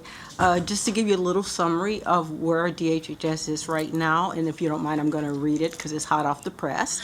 The Department of Health and Human Services has contracted with Everymind, Shepherd Pratt, YMCA, and Identity to provide 3 positions in each of the 19 identified schools.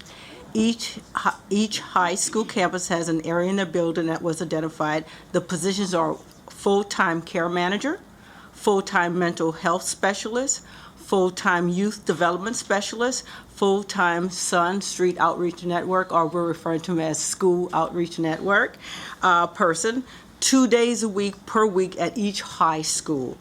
Each of the service providers have begun hiring for those positions and anticipate to have all the positions will be in by the end of September or early October. And again, it's hot off the press, and that's from DHHS. So we will give further updates in our next board meeting. Thank you. Thank you. It's really exciting. Thank you. You're welcome. Thank you. Okay, I'm not seeing any other lights, am I? Oh, Ms. Harris, you have got to move that bread. Sorry. Go ahead. Sorry, my water bottle. Yeah, thank you again.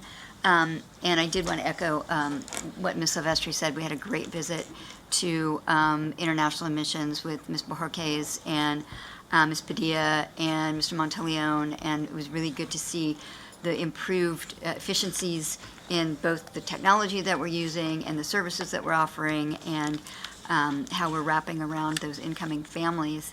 And I also will be interested to watch how we are continuing to stay in touch with those children and their families after they are enrolled and assigned to a school, and we keep that connection with them, with our PCCs and our PPWs, and because we all know, and our PYD, our Positive Youth Development folks, and Street Outreach Network folks, we know those students are often so vulnerable. So I'm going to follow up Mr. Kim's question to you, Dr. Kapunin, because I know I can already hear in my head what I'm going to be hearing from community after this meeting when we talk about some of the health metrics, and I agree. So many of our COVID mitigation strategies are just basic health maintenance strategies. We should always wash our hands. We should always stay home when we're sick and have good ventilation and clean our high touch surfaces, just common sense stuff. And then our additional layers when we're talking about specific disease outbreaks that we're trying to address. So when we're talking about, so in the, and I've read it, the online, the school reopening guide, we talk about health mitigation strategies and specifically mention that CDC recommends that universal indoor masking be reinitiated when community transmission levels are high. And we mention that we may be temporarily recommending or requiring masking in conditions of local outbreaks, high-risk situations, high community transmission, but there's nothing in there about how that would happen and what our communities, our students, our staff can expect to see and hear and learn from us when we're, monitoring, modeling, and identifying strategies that we need to employ. Yeah, so what I envision, and we're in the process of information gathering, I was speaking with a principal from Longview, we're speaking to listening to the community and also talking to internally about different stakeholders, and those are the conversations we're having right now, how is this going to roll out, what are the implementation details. So what I envision really is a more comprehensive policy just for masking, a more comprehensive policy just for testing that looks at what are the indicators, were we to implement something broadly in a mandatory way, what does that mean for groups of populations who may not be able to safely mask, right? Like younger children or people with a medical condition that might prevent them from safely masking. So in any of these strategies, you need to sort of think of all the different groups and how it would be implemented. So in addition to the recovery guide, what I imagine or envision is having a more specific comprehensive policy for each of the mitigation strategies where we look at it separately, and after these community conversations and technical conversations, really define what are the levers and the metrics that we use to identify the higher risk situations, and at every risk level, how we're going to implement these strategies. So not just to be reactive, but to plan what are the different considerations. And it's different. So you have to look at testing and the data and science of testing and the different implementation details of testing separately from masking. So I think that's what we're doing, is sort of breaking it down and providing a more comprehensive strategy for each of the mitigation components. So when can communities expect to see that so they can plan and know what to expect? So I think that even in the next week, we expect to be able to post something more, at least a framework for what to expect as far as testing and masking.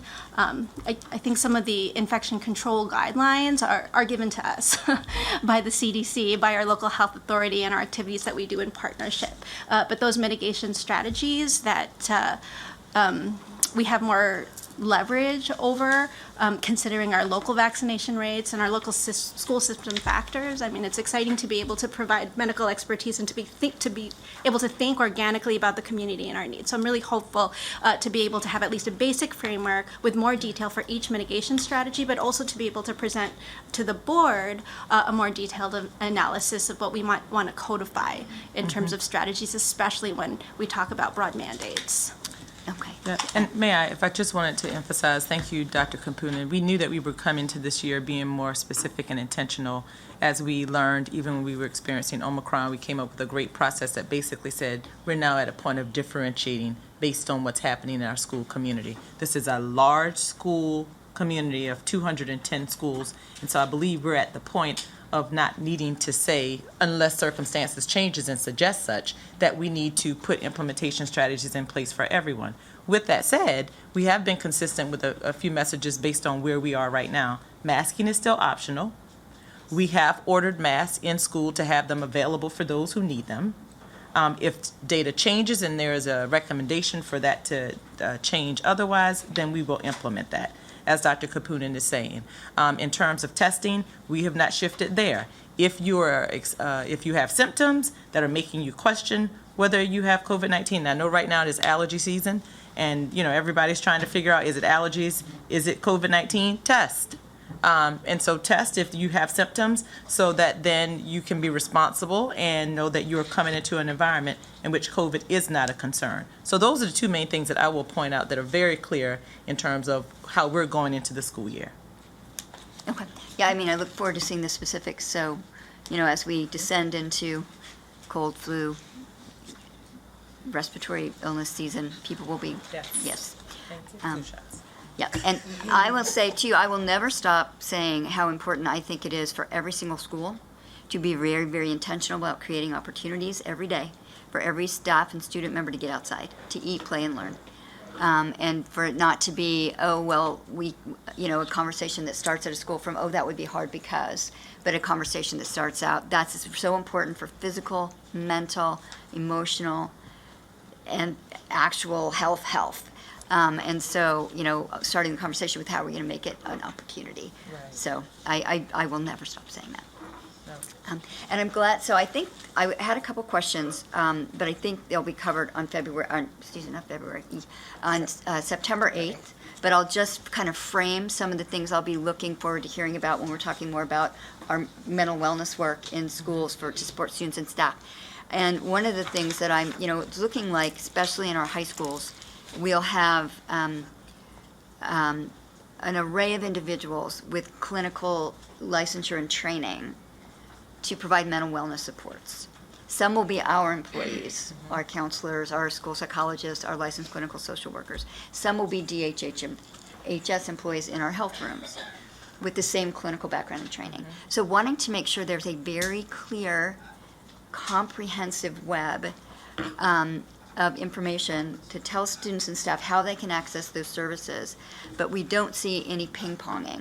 A student goes to their school counselor, and the school counselor says you got to go to the wellness center, and the wellness center says you need a referral. No. Anybody that shows up and says I need help should get the help.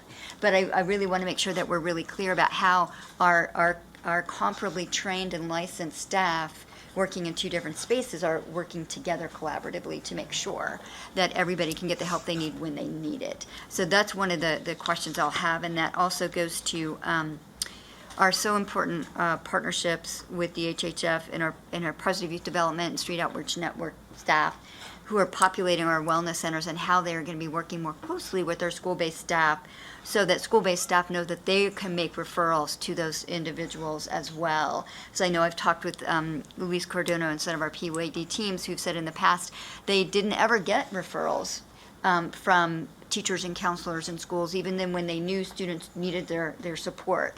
And maybe that was because the staff didn't really know about them and their work. And now that this is so much a part of the way we do business, to be focused on the prevention and the health promotion, making sure that all of our staff members and all of our students know about the availability of those staff to support student needs. So that's one of the things that I'll also be really closely looking at when we see on February 8th kind of our updates about how all those things are coming online. And then also, I'm hoping we'll hear more about, at our July 26th meeting, Ms. Goldberg came forward as an LCSW and talked about her network of colleagues who could provide us additional supports in our wellness supports in our schools, as they could help on a part-time basis, a TPT basis, per diem basis, to come in and help support. And I know some conversations happen, and if that could also be a part of the follow-up we get on September 8th to see how those conversations went, to see if that is going to be a resource we can bring into our schools. Thank you so much, Ms. Harris, for that. I do want us to look at that September 8th agenda. I know we started out the presentation just kind of outlining how do we want to make sure we stick to the priorities. However, the things that you're bringing up are very important. So we will look at what belongs in that presentation, and anything outside of that, we will make sure we share that information with the board. So that you can, everything that you've raised. And I wanted to circle back to what you said about the outdoor lunch. If you remember last year this time, we made a number of investments to make sure that those spaces would be utilized, and we invested in, the little pods or seats that they would have outside to create those spaces. And we said we wanted them to be used for lunch. We wanted them to be used for outdoor classroom spaces. And so we absolutely are going into this year, while we have nice weather, and students are wanting to engage in that opportunity, to say, how can we still take advantage of those moments? So thank you for elevating that. Yeah, and I don't want to put Mr. Adams on the spot. I see him back there in the corner looking away. No, but I think I'm being, this is true, but correct me if I'm wrong, that facilities is still ready to support schools who need some infrastructure, permanent or portable, to help support like outdoor lunches. He's shaking his head, yes. So for all of our principals watching and our vast viewing audience, know that there are things available to help support that outdoor activity. Thank you. Thank you. So we can now transition to the last part of it. We want to thank the team that's leaving the table. Thank you to everyone. And we are going to the last part of our presentation, which we will focus on human capital management and communication. Thank you.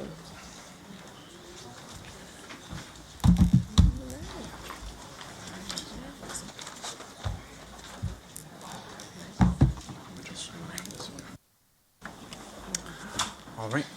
Good afternoon, Ms. Wolf, Dr. McKnight, members of the Board of Education. I'm Travis Wiebe, Director of Human Capital Management in our Office of Human Resources and Development, under the leadership of Dr. Susan Marks, our acting chief.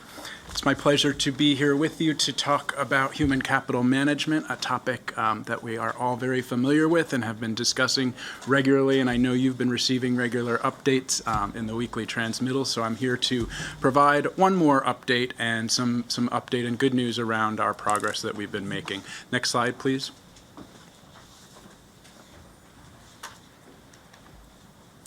So, as we have shared, we have been making some great progress in terms of our staffing for our district.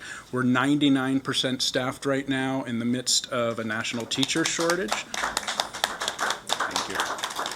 And it really is a collective effort between and among schools and our offices across central office. And as Dr. McKnight shared, the community as well, right? This is such an important work, and we recognize that it is not easy, and it is something certainly that we're proud of. We're not 100% there, but we're certainly much better than we were back in July, and we continue to fill vacancies on a daily or even an hourly basis. I'm sorry to interrupt. When you say 99% staffed, you're talking about teachers, classrooms? The entire district, yeah. So of our, but also 99%. Is it also true teachers. of teachers? Yes. Okay, thank you. Sorry. Sure. Thank you.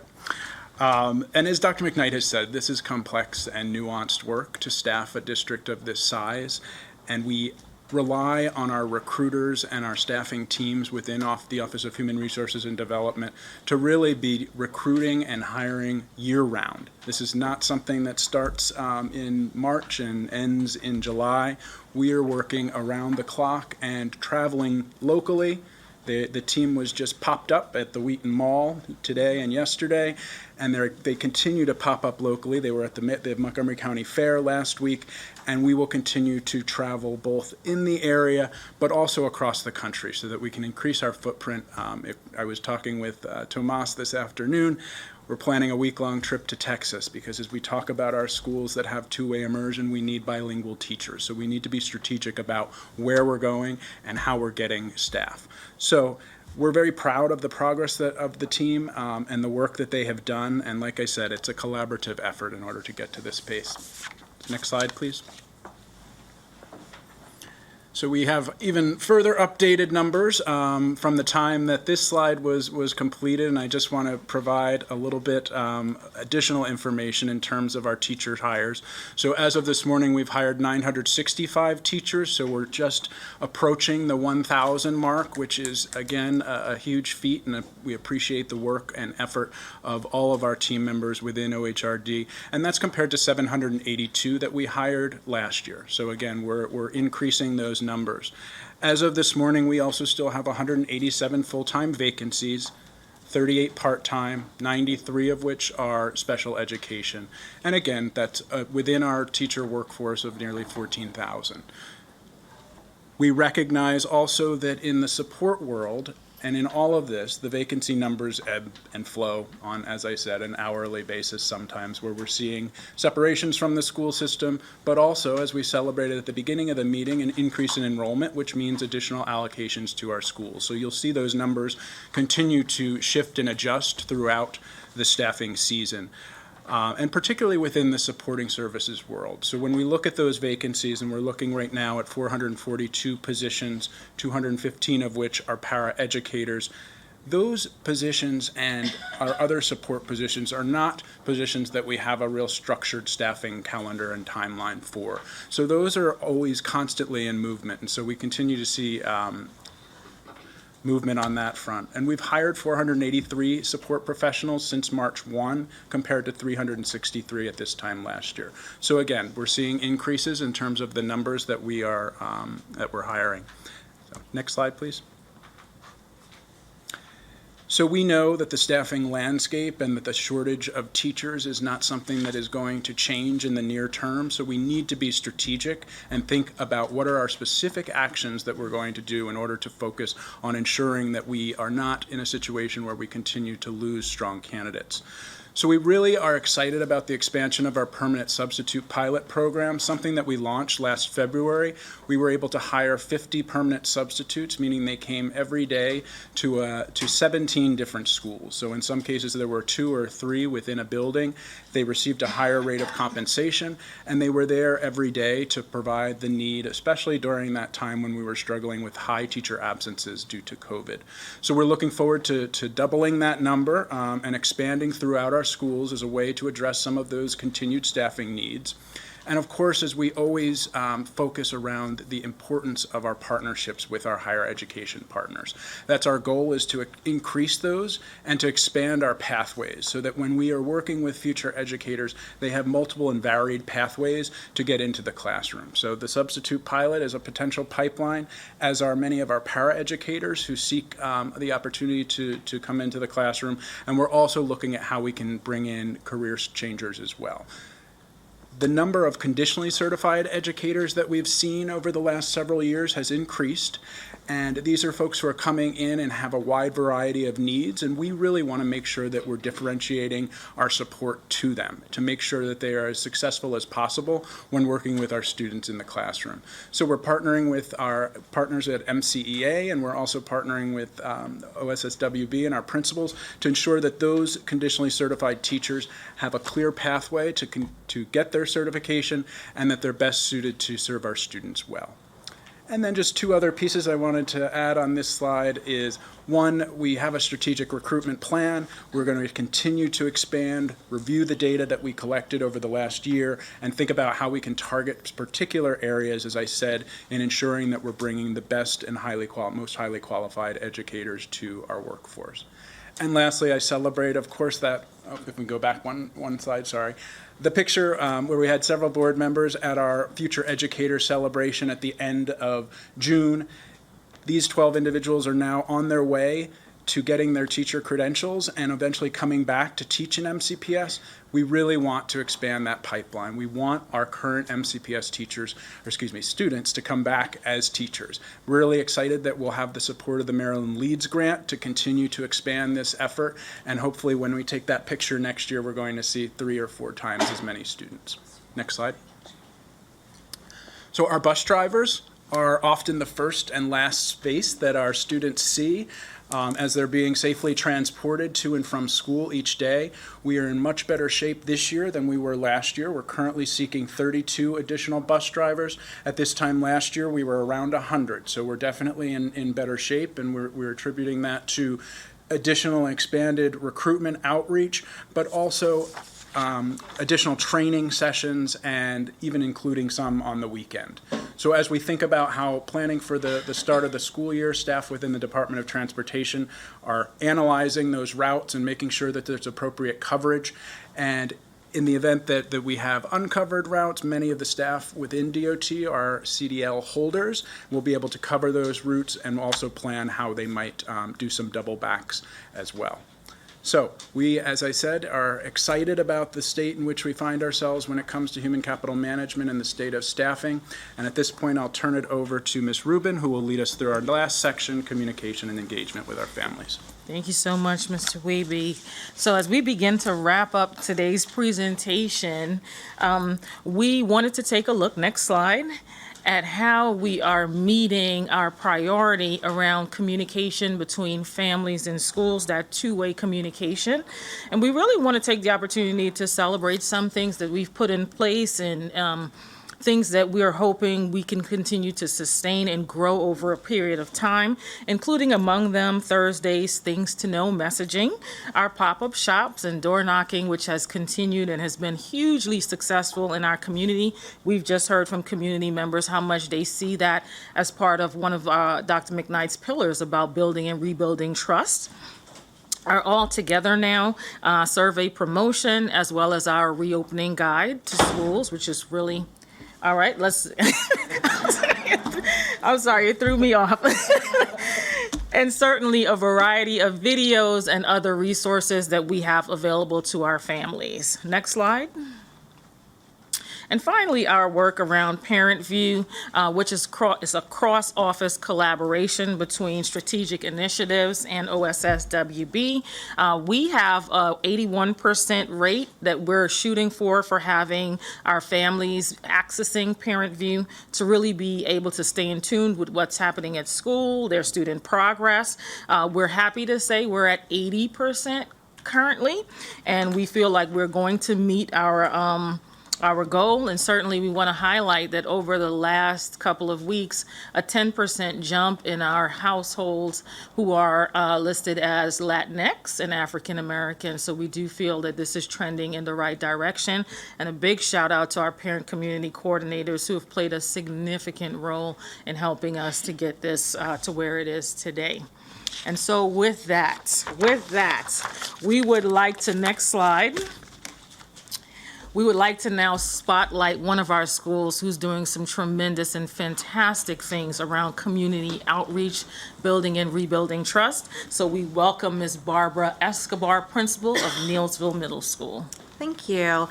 And good afternoon, Dr. McKnight, President Wolf, and board members. I really appreciate the opportunity to speak with you today about the great things that are happening at Neilsville Middle School. So in June, upon my appointment to the principalship at Neilsville, I felt a sense of urgency about getting to know our community and making sure that that was aligned to Dr. McKnight's 3 system priorities. In particular, the one that stood out to me was focusing on building a trusting relationship with my community. That was especially important to me being new to the Neilsville community. And I knew that to do this, I had to go meet our families in person. I had to go to our communities in which they lived in order to connect in a more authentic manner with our families. So our team's thinking was sparked during a July seminar focused on family engagement and community walk leadership that was provided to us by our director, Mr. Christoph Turk. The workshop centered on Dr. McKnight's priorities of building a trusting relationship with a signature focus on reimagining the strategies we consider and use in our community engagement. We discussed the importance of generating that trust in neighborhoods that our students and families lived and what that looks like through our leadership presence. With a shared interest in increasing our visibility and commitment to innovation, we were committed to engaging in collaborative and intentional community walks designed to build the relationships with our stakeholders.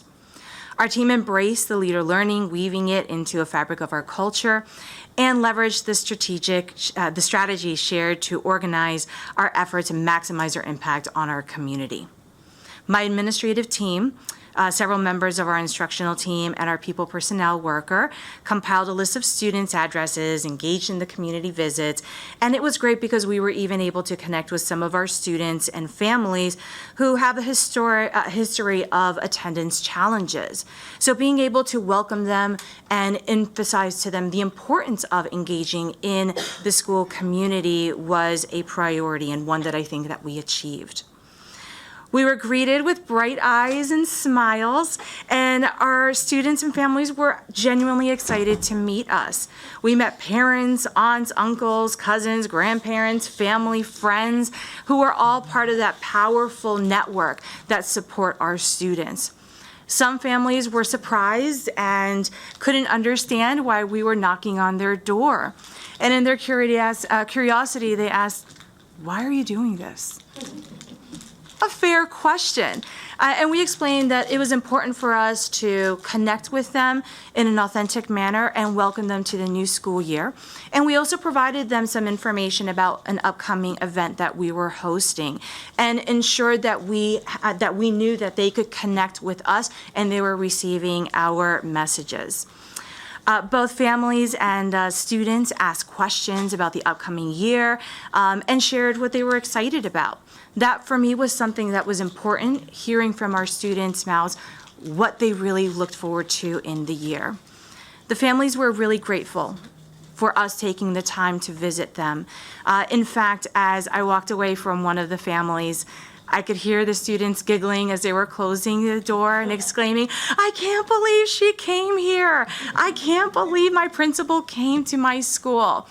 And it's truly not something that happens every day because I recognize that the work that we do is very time consuming and it's not for a lack of want, it's for a lack of sometimes being able to balance all of our priorities, that it doesn't happen more frequently.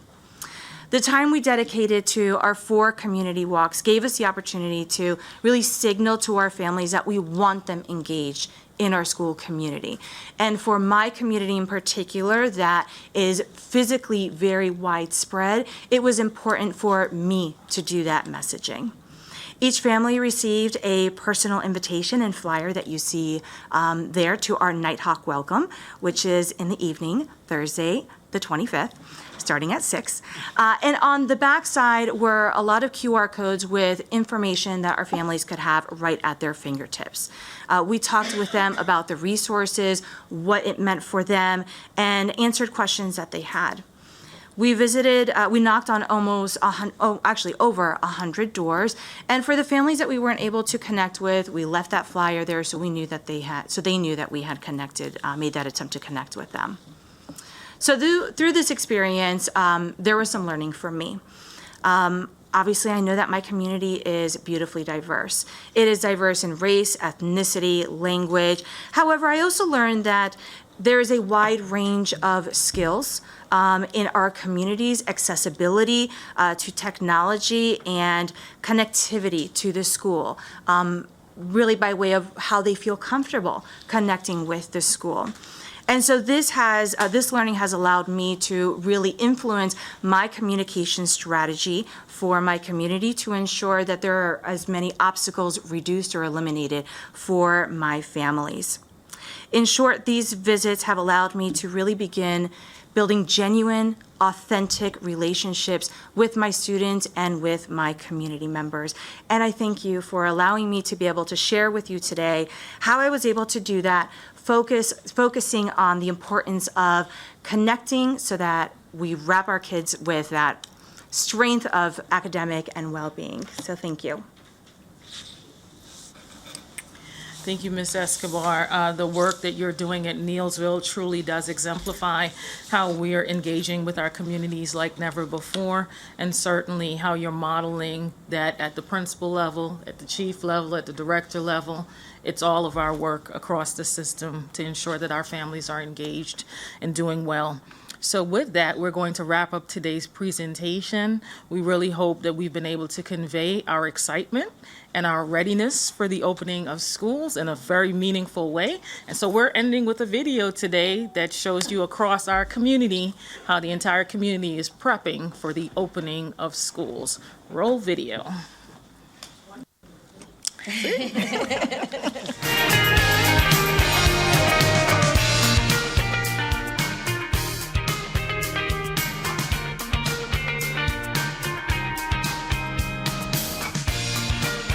I'm very excited about working with my children this year because it'll be our first opportunity to work together the way we used to.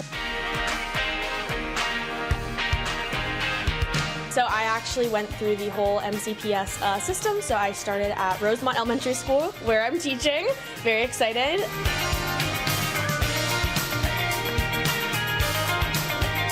I'm most excited to finally be able to have a group of students that I feel like I can call my own.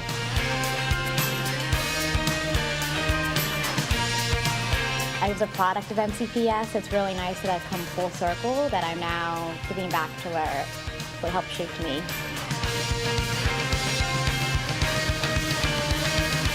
I'm most excited about having a classroom to call my own. I love teaching. It's always been my dream, so I'm finally excited to just do the thing.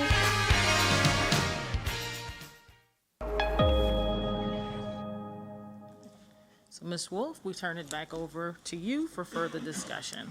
Thank you. I want to thank Ms. Escobar for coming. It's very exciting. I'm always glad to hear when our staff has gone out and knocked on doors. I think that is so important to connect to our community like that. So thank you for coming and sharing your story with us. My question, I have a degree in math, but I still cannot figure out the numbers that keep coming out. So I was hoping you could help me out because I understand that hiring is a very complicated process, and I may not be understanding what I'm looking at.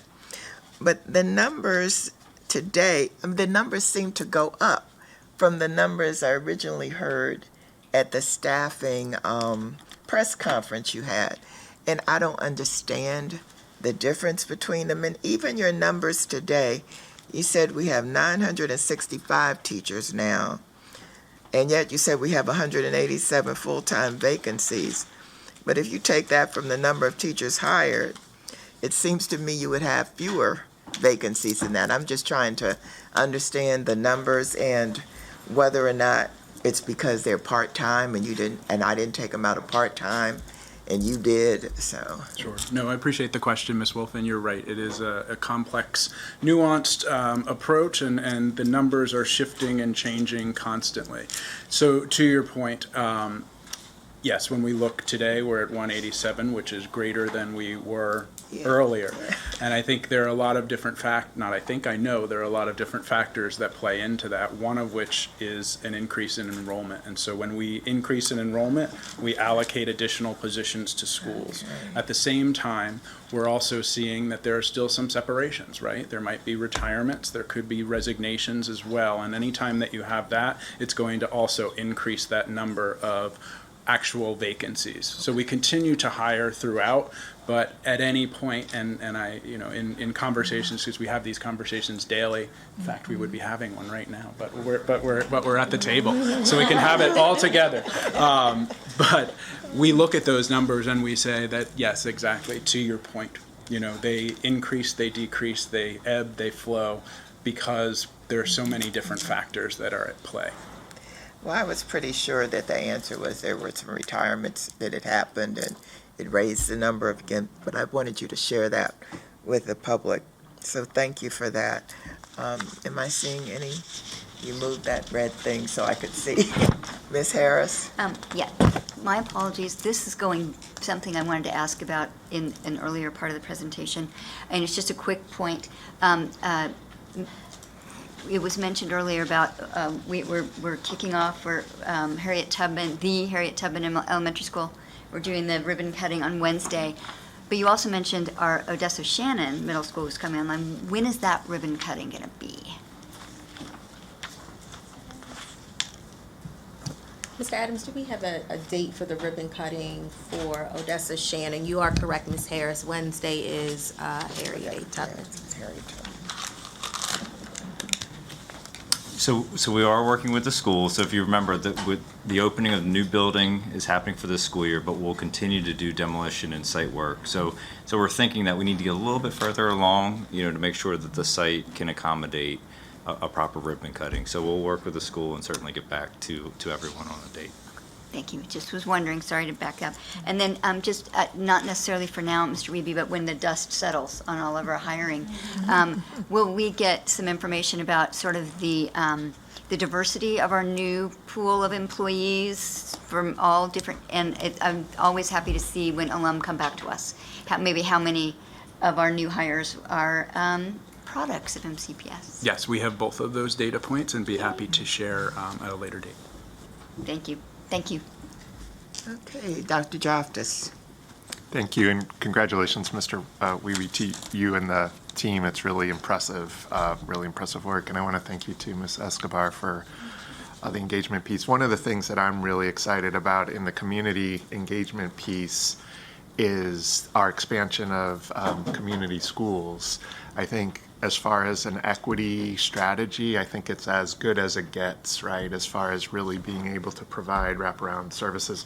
First of all, Ms. Escobar, sorry, I should know this, but are you a community school or? Okay. So I'm just curious, Ms. Rubin, I'm not sure if this is for you or not, but just, and not necessarily right now, but I'd really love to hear more. I know we're expanding as directed, recommended by the blueprint. Just if we can at some point get kind of an update on that and a sense of how well that's serving student and family needs. I think that's all for future conversation. Okay. Well, thank you. I'm not seeing any other lights. I want to thank you all for the presentation. This is really exciting. We're getting there. We're getting there. We hope to get to 100%. But of course, we have to deal with the numbers every day. So thank you.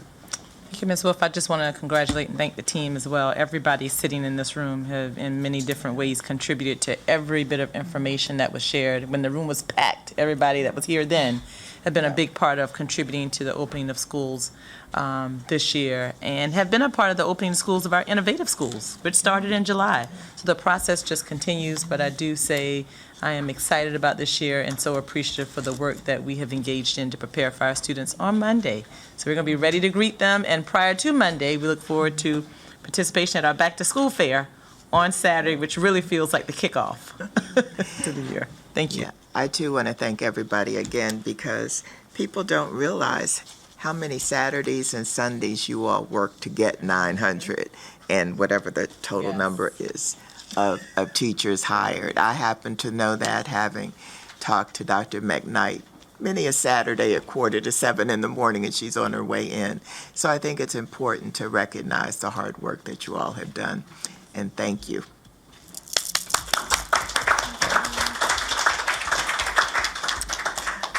Okay, we are now up to our consent items. The board is asked for 6.2 to be removed from the block. Not removed, but we will have a table discussion on that. And as you know, as I said previously, 6.10 has been removed from the agenda. Can I get are there any others that need to be pulled? Yeah, I would like to pull 6.1. 6.1. 6.7. 6.7. 6.8. And the new 6.10. And the new 6.10. Okay. Okay. Any others, or should I move in block? Can you move in block all except for Yep. 6.2, 6.1, 6.1, right. 6.1, 6.2, 6.7, 6.8, and 6.10. she said the new 6.10. Yep, so I'm going to move 6.3 through 6.6 and 6.11 and 6.12 in block. Wait, Oh, it was and 6.9. 6.9, sorry, that got stuck in between there. Did you have some too? No, did you just make a motion? I did. she made Okay, a I motion. second. Okay. All in favor, raise your hand. And that is unanimous. Ms. Harris, would you like to start with 6.1? Thank you, and I did just want to start by echoing my thanks to all these good people doing all this good work to make a difference. So- Sorry, just thanking everybody again. Consent item 6.1, but I don't see Dr. Sullivan anymore. I just wanted to highlight the athletic trainer contract so we could just give the community a quick update about coverage for trainers at our high schools. I know that has been a concern. Maybe if, is he around, we could come back to that one. Why don't we go to Go to back, 6 yep. point, why don't we go to 6.2 while we wait to see what that is? Procurement of diesel buses.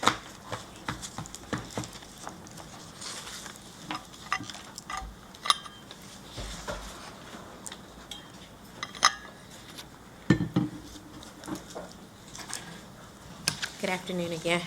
Hello. All right, the procurement of diesel buses. So just wanted to bring to the board's attention that we we did not fulfill the contract that we had with the original company that we had our buses with. And so this is an emergency procurement item for us. We do need to be able to procure our buses in order to be able to transport students. They are diesel buses for us that we will be moving forward for us. And we have to be able to have them built, so we need to be in the queue. Buses aren't just sitting on a lot and then they're transported to us. It is a process for us to be able to do it. So that's why we bring that forward to the board today in terms of their consideration for passing that consent item. And I think there's some confusion in the community about why this contract didn't go out to bid to our electric vehicle manufacturers. And that was because these are special, these aren't just regular. These are special ed buses. Our electric manufacturer does have the ability to do special ed buses, but it will be later for them to be able to give them. They are working with us and have been working with us in order for our regular buses, but for the special ed buses, we are on track to receive those, but they will be in the future years. So we have to get our special ed students to school, so it is important for us to have this particular contract move forward. Yeah, it's clear that we have an obligation to transport all students, so this is not a question in my mind. But I did want you to cover costs, because there have been questions about whether this is duplicative cost, and I understand that it is not, but I wanted you to speak to that. Give me 1 second. The cost is not duplicative because we didn't place the original order. So we did not, for the original order that we discussed back in December, we did not do that. So it's the same funding that we would have used. So we're not spending extra, it's the same amount of money. Thank you. That's what I wanted to cover. Absolutely. Are there any other questions on 6.2? 6.8? I see. Oh, come on down. Come on down. Thought you had gotten away, didn't you? Ms. Harris has a question about 6.1. Yeah. Athletic training. Yeah, I just wanted to give you an opportunity, Dr. Sullivan, to share how, in part, this piece of procurement on the athletic trainer is going to help us with our get up to speed in providing athletic training services to all of our high schools. Yes, we've been working for the last several months to identify individuals and vendors to service our schools. The athletic training program is in its 10th year, but in the last couple of years with COVID-19, the medical field has been impacted in many respects, including athletic trainers. The certifications for these individuals have increased. And so they've been very well prepared to move up in the medical field, and the high school level positions have been vacated in many respects. So we've had to rebid that contract and really hit the ground to identify the vendors to service our schools. We provided an update with the start of the fall season. At the time, we had 14 athletic trainers in our 25 schools. We had 23 of our schools with a vendor. We had 2 schools that we are still working towards identifying a vendor, Northwood and Albert Einstein. We shared that with the community really to be very transparent. We want to show exactly where we were in the process. I'm pleased to say that today we were able to pre-award a vendor for Northwood and Einstein. So all 25 of our high schools now have a vendor in place. We still have 8 schools that are looking for an individual to fill those positions. So we will continue working with our vendors to get individuals in place for those. But in the meantime, our vendors are providing maximum level services to the schools without trainers to give them coverage at games, practices to the extent possible, even providing some telehealth opportunities. This is new for us in the athletics, but like many respects in the last couple of years, some new technology and opportunities. So we're very excited about those, infusing that into the athletic training program. So we will provide those services and communicate with the athletic specialists and the principals, as well as our community. By the end of the week, we're hoping to have another community update, just giving a check-in. I have checked in with the athletic specialists and principals at Albert Einstein and Northwood to give that update. So that is where we are. I'd be happy to entertain any questions about athletic trainers. Yeah, we should just recruit, it sounds like. Well, we're excited because I think long-term, there's some opportunities for us to look at our model here in MCPS, and Fairfax County has a very solid model. I was down there last Friday, collaborating with some of my colleagues in Northern Virginia about the program there, and I think there's some opportunities for us moving forward long-term. So stay tuned for that. Well, you just have to put in a plug. Yeah. So one of the terminal options for our Academy of Health Professions students is to get a physical training certificate. So there's a group of students you might start talking to now. Oh, thank you. Thank you. Okay. Okay, 6.8, Miss. 6.7 and 6.8. We did? Together. Yes, okay. I think Mr. Adams can give us. And these two are just, I want to just highlight some of the work that we're doing despite our fiscal, the COVID-related financial, fiscal, and inflationary pressures to keep our projects on time. So these two contract award change orders are really important. So I think the first one with Poolsville High School, that's a really exciting one. This is the work that will involve a new gymnasium. That's the advocacy that has come from the community as well as students. But it also includes an additional general conditions associated with the architect. And that work's important as well because if you recall, we had to break this project up into two separate discrete phases in order to keep it on schedule. So cost overruns are obviously a really impactful element of our school construction program, and we've been trying to look at creative and innovative ways to keep projects on track. And this is one of those. So unfortunately, it does stretch the project out another year, which does result in some minor charges and expenses from, let's say, architects and others that are involved in the oversight. But it does allow the project to start. It does allow students to move into new space earlier than previously expected. And obviously, a contract like this allows for more opportunity to work with the community on a new gym and hopefully result in something that community really has advocated for and certainly deserves. From a woodwork perspective, that is phase 2. Woodwork again, for those that may not be familiar, phase 1 is that first build part that will involve Northwood moving in as a holding facility. And then phase 2 is that work that happens that will really create that comprehensive school at the end.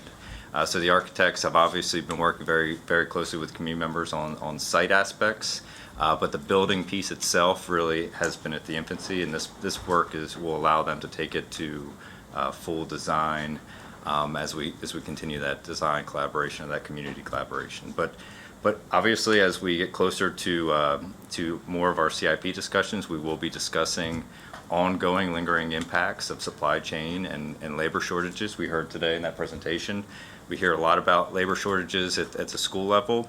It does happen in other places, particularly in construction, and that is one of the impactful pieces that we've been trying to work with our partners to navigate. So look forward to those conversations this coming CIP, but this is hopefully we'll find your approval for these two items because this is very exciting for both those communities, and we look forward to continuing that community collaboration. Yeah, I have to say that Poolsville is very happy about this, and their gym was built for a school that was 6th grade to 12th grade. So it gives you an idea of it wasn't the right size for a high school. Thank you. Yeah. You have any further questions for Sam? No, okay. And then your last one, Lynn, is what? 610, the FY22 end of year category. Let me ask a technical question. It is showing as 6.11 on here. No, it's been changed You online. changed it on yours? Okay. Updated one Yep. is Okay, good. new 610. Yep. And I just wanted to provide Mr. Riley the opportunity, since we get the financial reports at every board meeting now or monthly, and we've been tracking over time the end of year fund balance, projections and things like that. And I just wanted to give him an opportunity to sort of paint the final picture for us just briefly. Looks better than it did. Appreciate that, Ms. Harris, because it does speak to the 3 different phases that Office of Finance looks at our budget and expenditures. So first phase, as you know, is our budget development, which the goal is to facilitate the alignment of our financial resources with the board's strategic plan, board's priorities, Dr. McKnight's priorities, and input from the stakeholders. So the next phase is our financial monitoring phase, and that's where, as Ms. Harris mentioned, we're looking at a monthly basis. Where are we falling in our particular categories with our actual spend to our budget? So that phase actually has some legal mandates assigned to it. So one of them is that legally we cannot be negative in any of these particular categories at year end. So the second goal that we have to meet is that our unassigned fund balance has to be above 0. We can't be in the red. We can't be negative. And the final one, not necessarily a legal mandate, but we have to at least save what we committed to fund the next subsequent year's budget. So if you recall, normally it's $25 million that we shoot for. This year, because we weren't fully funded by the county, we were almost fully funded, we had to find another $10 million. So you'll see in the packet here that our savings goal target was $35 million, and I'm happy to say we were able to do that. We did that through advancing our year-end cutoff and just using our financial agents within the different departments to really analyze our spend at year-end. So we're able to save $35 million there, so we're okay for next year. And for the positive fund balance, normally last year we had $6.5 million. This year we ended up with $9.8 million. And I just wanted to explain, it wasn't because we did a bad job of monitoring. And just with that said, that even we're at $9 million, and even $9 million, that's 0.3% of our $3 billion budget. So, you know, we're talking about a very thin slice that we're heading towards. But there were a couple of reasons why we didn't hit that $5 million unassigned goal, and that was because of our FEMA reimbursements. And it was mentioned before here, too.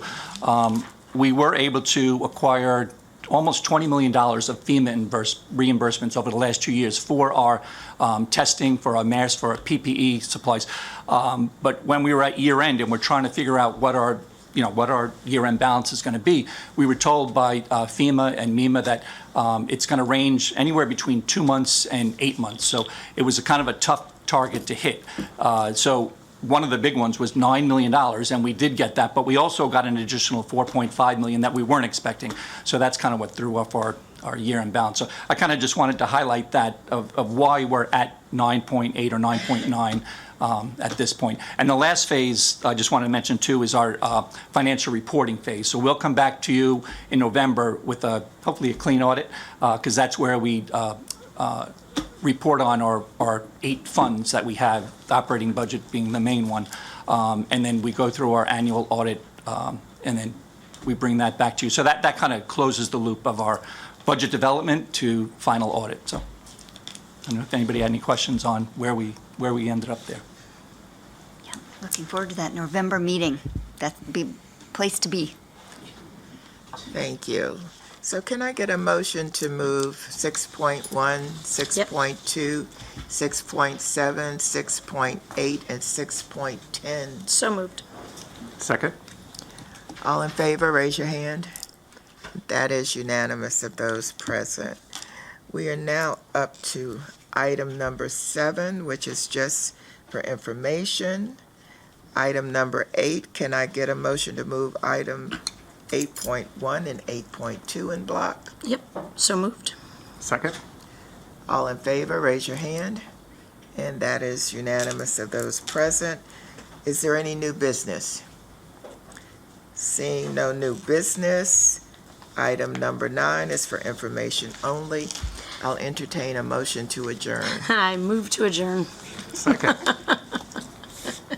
Second.